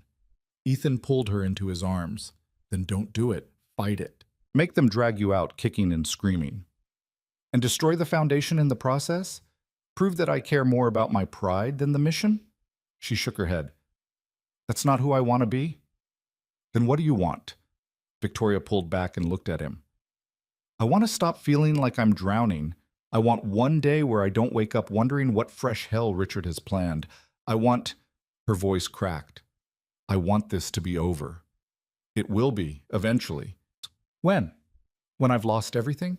When Maya can't go to school without being harassed? When you can't get work because you're associated with me? Victoria. I saw the news, Ethan. I know you've been losing contracts. Don't pretend it's not happening. He couldn't deny it. I'll be fine. No, you won't, and neither will I, not if this keeps going. She took a shaky breath. Maybe stepping aside is the right move. Maybe it's the only move that makes sense anymore. Ethan wanted to argue, but he could see the exhaustion in her face, The weight of carrying this alone. Whatever you decide, I'm here. I know. That's the only thing keeping me sane. That night, Victoria came to his house. A first. She showed up at 8 with Maya in tow, both of them looking wrung out. I'm sorry to just appear, Victoria said. But the media found out where we live. They're camped outside the gates. I couldn't... It's fine. Come in. Sophie was delighted to have Maya over, and the girls disappeared upstairs within minutes. Ethan made coffee while Victoria sat at his kitchen table, looking around at the modest space. This is nice, she said. It's small. It's cozy, lived in. She smiled sadly. Not like my house. That place has always felt like a museum, pretty to look at, but not really for living. Ethan set a mug in front of her. You could change that. Could I? Or is it just who I am now? The woman who lives in the museum plays the part and forgets what real feels like. You haven't forgotten. You're just scared to reach for it. Victoria wrapped her hands around the mug. I've been thinking about what Catherine said, about stepping aside, and I think she's right. Not because I'm guilty, but because staying at the center of this is selfish. The foundation can't survive if donors keep pulling out. Programs are already being cut. If I care about the mission, really care, I have to remove myself as the liability. So you're going to do it? I think I have to. She looked at him. Does that make me a coward? No. It makes you someone who's willing to sacrifice for something bigger than yourself. It doesn't feel noble. It feels like Richard winning. Only if you let it be the end. But it's not. It's just a temporary setback. Victoria nodded, but she didn't look convinced. They sat in silence for a while, drinking coffee, listening to the girls laugh upstairs. Can I ask you something? Victoria said finally. Always. Why are you still here? Really? You've lost work, been dragged through the media, had your life turned upside down? You could walk away any time, so why don't you? Ethan considered the question. Because I spent 10 years walking away from things that scared me. My marriage, my dreams, anything that felt too hard or too risky. And I survived, but I wasn't living. Then you showed up again, and suddenly I remembered what it felt like to want something enough to fight for it. Even if fighting means losing? Even then, Victoria's eyes filled with tears. I don't deserve you. Stop saying that. You do. You just don't believe it yet. She reached across the table and took his hand, and they sat like that until Maya and Sophie came downstairs demanding snacks. The next morning, Victoria called Catherine and agreed to the temporary leave. The board issued a statement that afternoon, carefully worded, emphasizing Victoria's commitment to the foundation and framing the leave as a mutual decision to protect the organization during the investigation. The media spun it as an admission of guilt anyway. Ethan watched the coverage with a growing sense of anger. Every channel seemed to have a different theory about what Victoria had done, ranging from minor accounting errors to full-scale embezzlement. None of them mentioned Richard's role. None of them questioned why a successful businesswoman would risk everything over a few $1,000s. His phone rang, Sophie's school. Mr. Cole, this is Principal Davidson. I'm calling because there was an incident today involving Sophie. Ethan's stomach dropped. What kind of incident? Another student said some unkind things about you and Ms. Hale. Sophie defended you, and it escalated into a physical altercation. Is she hurt? No, the other child has a bruised arm, but nothing serious. However, our policy is clear. Physical violence results in a suspension. I understand. Can I speak to her? A moment later, Sophie's tearful voice came on the line. Dad, I'm sorry. I didn't mean to push her. But she said you were a criminal and that Maya's mom was a thief, and I just... It's okay, Soph. We'll talk about it when I pick you up. After he hung up, Ethan sat in his truck, hands gripping the steering wheel. This was affecting his daughter now, actually hurting her. And for what? Because he'd fallen in love with someone Richard Kensington wanted to destroy? He called Victoria and told her what happened. Oh no, Ethan, I'm so sorry. If Sophie's being targeted because of me, it's not your fault. It feels like it is. It feels like everyone around me is paying for my mistakes. You didn't make any mistakes. Richard did. He's the one doing this. Then why does it feel like I'm the one being punished? Ethan didn't have an answer for that. That weekend, things got worse. Someone leaked Victoria's personal financial records to a tabloid website. Not foundation records, her private bank statements, tax returns, credit card bills. All of it splashed across the internet for anyone to see. The invasion of privacy was staggering. The website highlighted every expensive purchase, every luxury hotel, every high-end restaurant, painting a picture of wasteful excess. They even found receipts from her mother's funeral 5 years ago and criticized the cost of the flowers. Victoria called him, barely coherent. They published everything: where I shop, what I spend, where Maya goes to school. They even listed my home address with photos of the property. Have you called Sarah? She's already on it. But Ethan, they published Maya's school. What if someone... I'm coming over, right now. He found Victoria at the estate, security guards now stationed at the gate. She was in her office, surrounded by printouts of the leaked documents, her hands shaking. How did they get these? She asked. These are my private records. My accountant swears it wasn't his office. My bank says their systems are secure. So how? Richard has connections, money. He probably hired someone to hack your accounts. That's illegal. So is blackmail and fraud, but he's doing those too. Ethan knelt beside her chair. Victoria, you need to go to the police, file a report. And say what? That someone leaked my financial information? They'll say I should have been more careful with my passwords. This is criminal harassment. They need to investigate. Victoria looked at him with hollow eyes. You still think the system works? That if we just follow the rules, everything will be fair, but it won't. Richard has too much power, too many connections. He's untouchable. He's not. Nobody is. Then why is he winning? Before Ethan could answer, Maya burst into the office, her face white. Mom? Mom, there are people at the school gates. They're taking pictures and asking questions about you. Mrs. Ashford said we might need to do remote learning until this dies down. Victoria stood abruptly. No, absolutely not. You're not losing your education because of this. But, Mom, I'll figure something out. I'll hire tutors. I'll transfer you to a different school. Victoria stopped, overwhelmed. I'll fix this. Maya crossed the room and hugged her mother. It's okay. Remote learning might be better anyway. At least then I don't have to see everyone whispering about us. Victoria held her daughter tight, and Ethan saw her composure finally crack. She was trying so hard to protect Maya, to keep everything together, but it was all falling apart anyway. After Maya left, Victoria sank back into her chair. I can't keep doing this, she whispered. Every day is something new. Every day I wake up wondering what Richard's going to destroy next. And I'm tired, Ethan. I'm so tired. Then fight back. Stop playing defense and go on offense. How? Everything I do, he twists into something ugly. If I defend myself, I look guilty. If I stay quiet, I look weak. Then we find something on him. We dig into his business, his finances, his past. There has to be something we can use. Victoria shook her head. I'm not becoming him. I'm not going to ruin someone's life just because they ruined mine. Even if it means he keeps winning.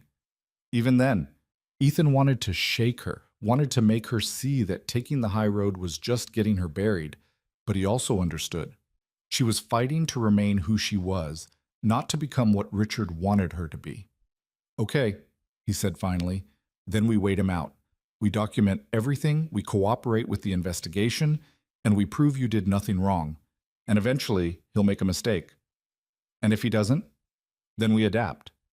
Victoria looked at him with something like wonder. How are you so calm about this? I'm not. I'm furious.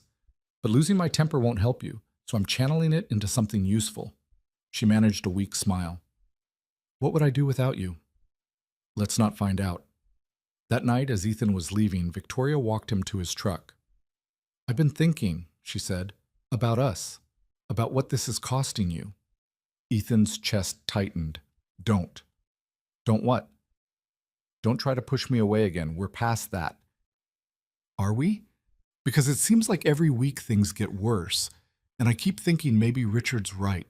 Maybe I am poison. Maybe everyone around me would be better off if I just...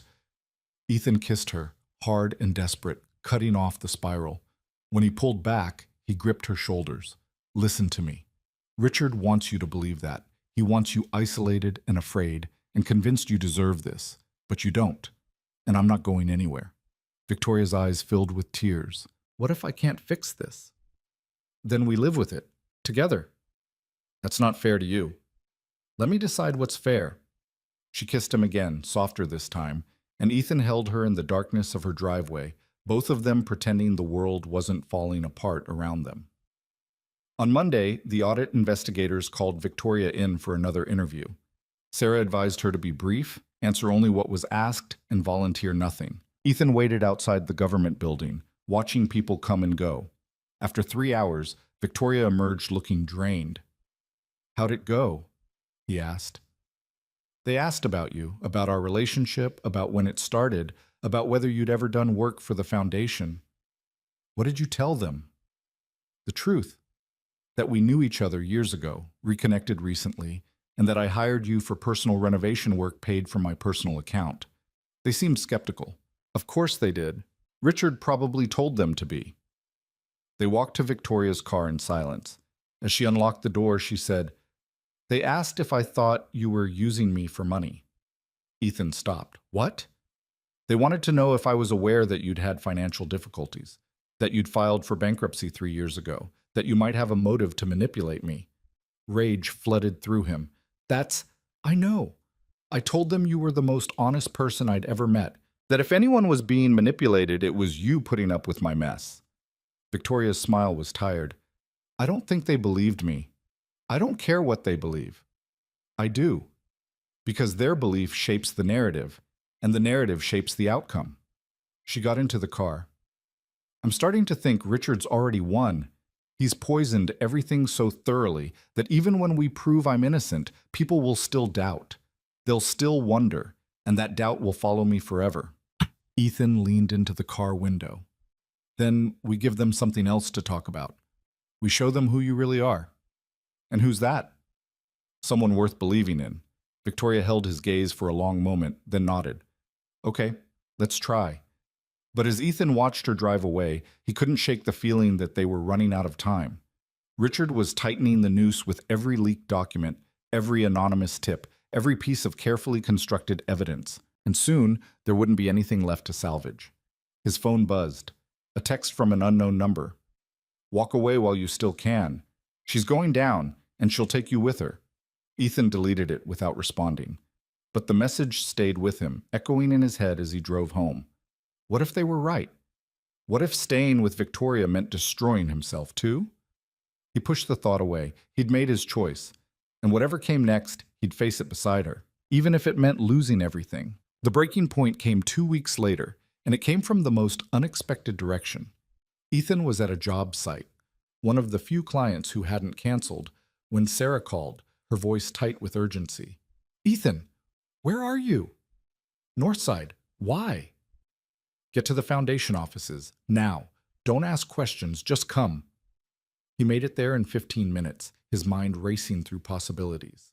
When he walked into the conference room, he found Sarah Victoria, Catherine Torres, and a man he didn't recognize, mid-50s, expensive suit, tired eyes.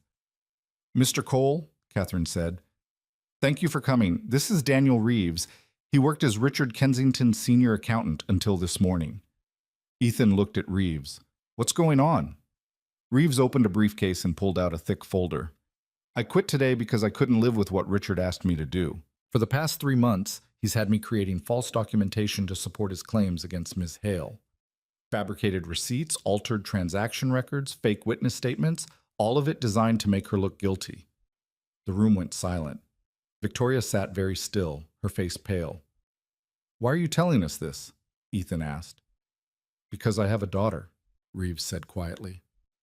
"She's 13, and when I went home last night and looked at her, I realized I couldn't keep doing this. I couldn't participate in destroying someone's life just because my boss told me to."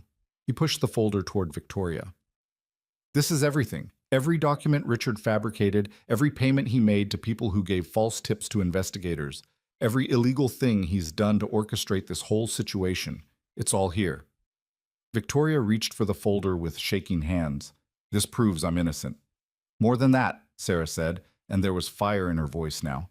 "This proves Richard committed fraud, obstruction of justice, witness tampering. We can have him arrested." Catherine leaned forward. "Mr. Reeves, you understand what you're giving us could send Richard to prison?" "I understand, and I'll testify to all of it." Reeves looked at Victoria. I'm sorry, I should have come forward sooner. I just. He stopped, shook his head.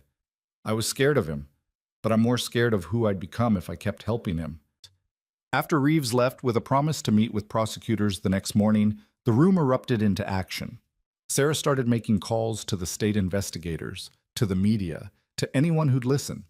Catherine worked on drafting a statement for the board, and Victoria just sat there, staring at the folder like she couldn't quite believe it was real. Ethan crouched beside her chair. You okay?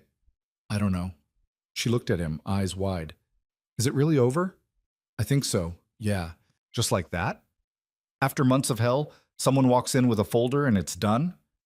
Sometimes that's how it happens. The bad guy makes one mistake, one person grows a conscience, and everything unravels. Victoria let out a shaky laugh. I keep waiting for the catch, for Richard to somehow turn this around too. He can't, not this time. But even as he said it, Ethan felt uneasy. Richard Kensington hadn't gotten where he was by giving up easily.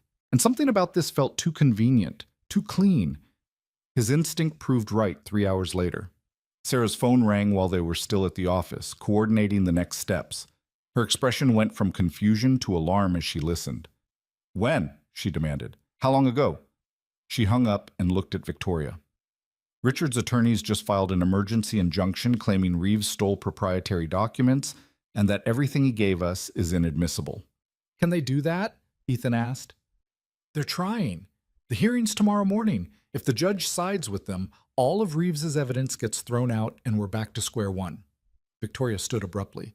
Then we make sure the judge doesn't side with them. What do we need? Reeves to testify that he created those documents as part of his employment, which makes them subject to whistleblower protection. And we need to prove Richard's claim of theft is retaliatory. Sarah started gathering papers. I'll prep Reeves tonight. Victoria, you should go home. Get some rest. I'm not resting until this is finished. They worked until almost midnight building the case for tomorrow's hearing. Ethan stayed beside Victoria the whole time, watching her transform from exhausted victim to fierce fighter. This was the woman he'd fallen in love with, not the polished CEO or the society figure, but this version, the one who refused to quit even when everything seemed hopeless. Finally, Sarah sent them home with instructions to be at the courthouse by 8. In the parking lot, Victoria leaned against her car and tipped her head back, staring at the stars. I'm terrified, she admitted. What if the judge believes Richard? What if we lose Reeves's testimony? Then we find another way. There might not be another way. Ethan pulled her close. There's always another way. We just have to be willing to find it. Victoria wrapped her arms around his waist and held on like he was the only thing keeping her grounded. I love you. I don't think I've said that enough, but I do. And no matter what happens tomorrow, I need you to know that. I know. I love you too. They stood like that for a long time, holding each other in the darkness, gathering strength for whatever came next. The courthouse was packed the next morning. Richard's legal team filled one side of the gallery, Victoria's supporters the other. Ethan spotted reporters, board members, curious onlookers. Even Maya was there with Victoria's assistant, insisting she wanted to see this through. When Richard walked in, flanked by lawyers, his eyes found Victoria immediately. The look he gave her was pure venom, and Ethan felt his hands clench into fists. This man had systematically tried to destroy the woman he loved, and now he had the audacity to act like the victim. The judge, a no-nonsense woman in her 60s named Judge Palmer, called the hearing to order. Richard's attorney stood first. Your Honor, Daniel Reeves violated his employment contract and fiduciary duty to his employer by stealing confidential documents. The material he turned over to Ms. Hale's legal team is proprietary and protected. We're asking for an immediate injunction preventing its use and demanding Mr. Reeves face criminal charges for theft. Sarah countered smoothly. Your Honor, Mr. Reeves isn't a thief. He's a whistleblower exposing criminal activity by his employer. The documents in question prove Mr. Kensington engaged in fraud, witness tampering, and obstruction of justice. These are not proprietary business materials. They're evidence of crimes.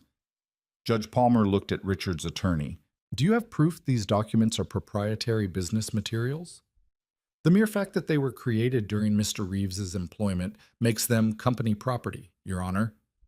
That's not what I asked. Do you have proof they're legitimate business documents and not, as Ms. Brennan alleges, evidence of criminal activity? The attorney hesitated. We'd need time to review the specific materials to determine. In other words, no. Judge Palmer turned to Sarah.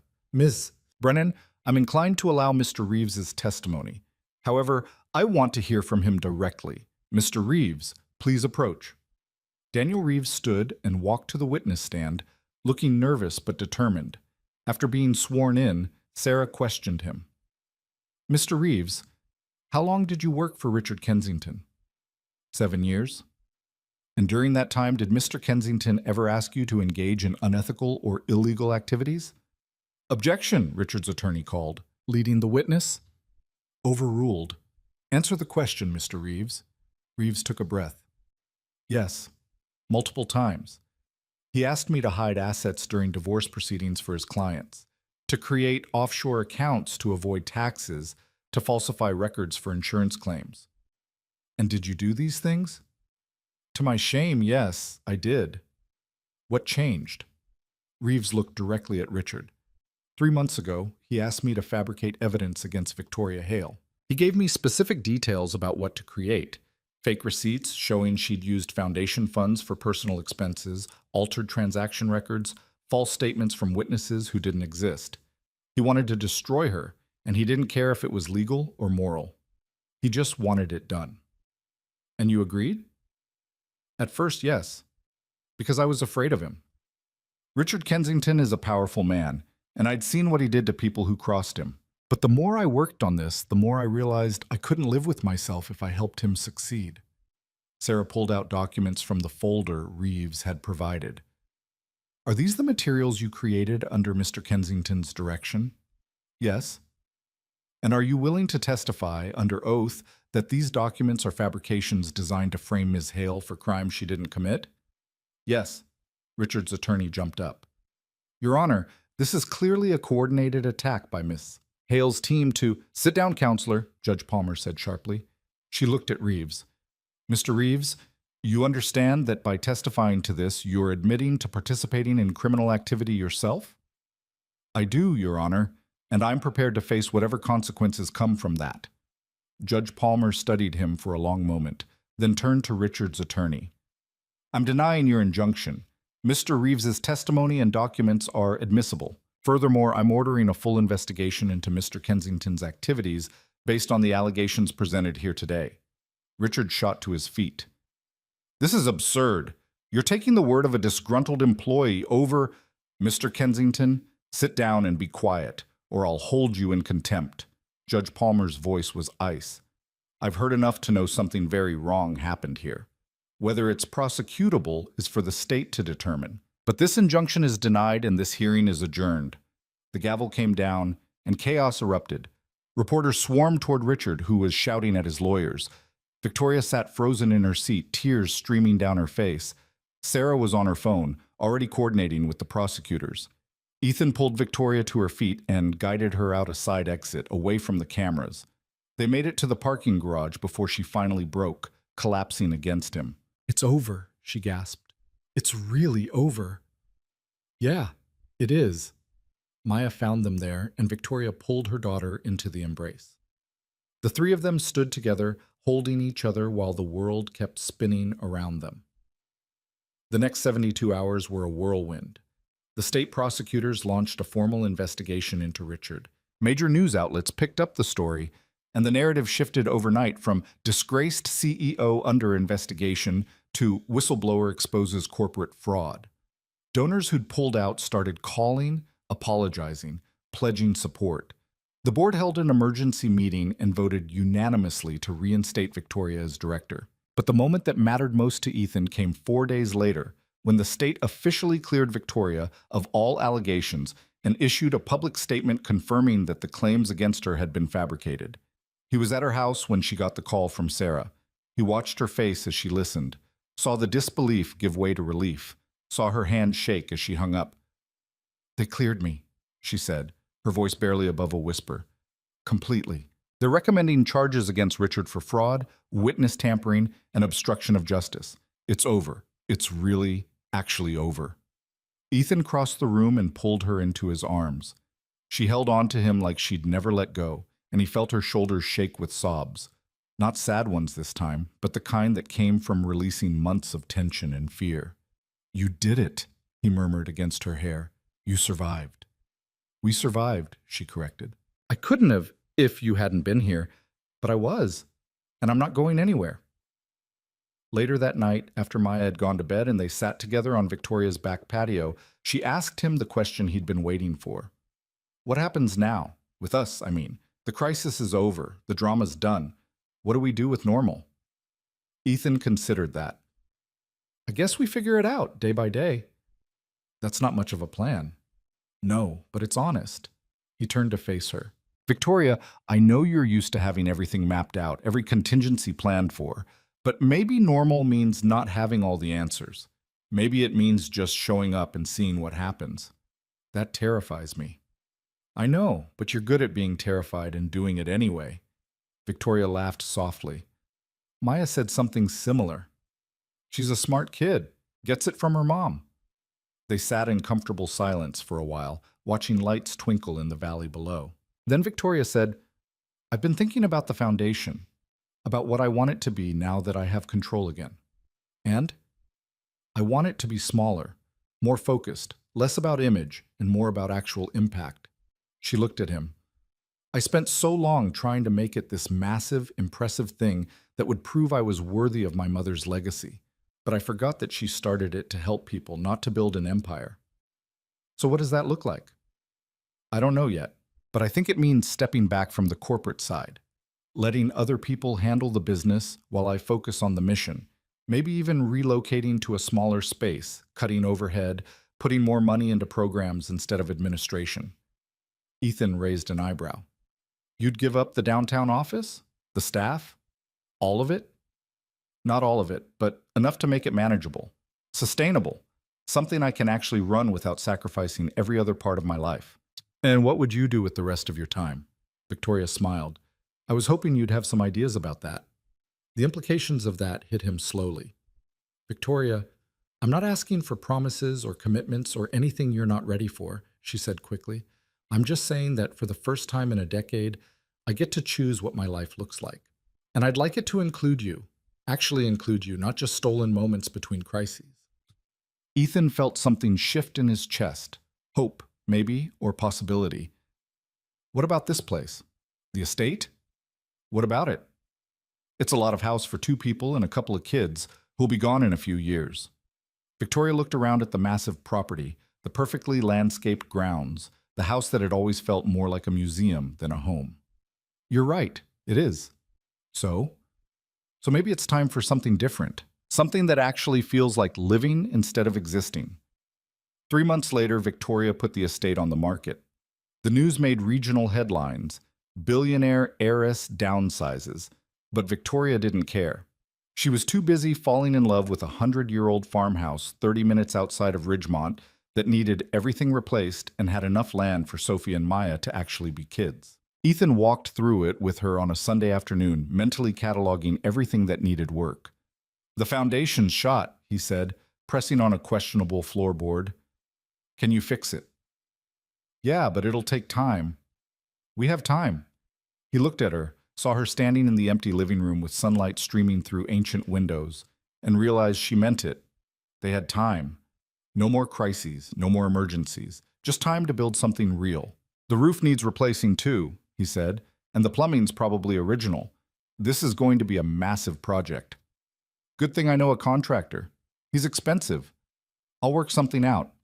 Victoria crossed the room to him. "What do you think? Could you see yourself here?" Ethan looked around the space, at the exposed beams, the worn hardwood, the windows that needed replacing. He thought about what it could be with enough work and care. A real home, not a showpiece. A place where people lived messy, imperfect lives and didn't apologize for it. "Yeah," he said, "I could see it." Victoria smiled, the real kind that reached her eyes. "Then let's do it." They closed on the house 2 months later. By then, Victoria had restructured the foundation, hired a small but dedicated staff, and moved operations into a modest office space downtown. She'd also started sleeping through the night for the first time in years, spending weekends with Maya instead of working, and slowly remembering what it felt like to be happy. Richard Kensington was indicted on 14 counts of fraud and related charges. His trial was set for the following year, but his empire was already crumbling. Clients abandoned him, investors pulled out, and the media that had once praised him turned on him with savage efficiency. Ethan watched it happen with a kind of grim satisfaction, though Victoria refused to follow the coverage. "I don't need to watch him fall," she told Ethan one night while they painted the farmhouse kitchen together. "I just need to build something better." Maya and Sophie had become inseparable, spending weekends at the farmhouse helping with renovation work, or just being kids in a way neither of them had been able to before. Watching them together, covered in paint or dirt or whatever project they'd gotten into, reminded Ethan why all of it had been worth it. On a Saturday morning in early spring, Ethan was replacing windows in what would eventually be his and Victoria's bedroom when she appeared in the doorway with coffee. "How's it going?" she asked. "Slow. These windows are older than both of us combined." She set the coffee down and came to stand beside him, looking out at the property. "Do you ever regret it? Getting involved with all my mess?" "No? Not even a little?" "Not even a little." He turned to face her. "Do you?" "Regret you? Never. Regret the mess? Sometimes. But not because of you, because I wasted so many years trying to be someone I wasn't. You're not wasting them now." "No, I'm not." She leaned her head against his shoulder. "Thank you. For staying. For believing in me when I didn't believe in myself.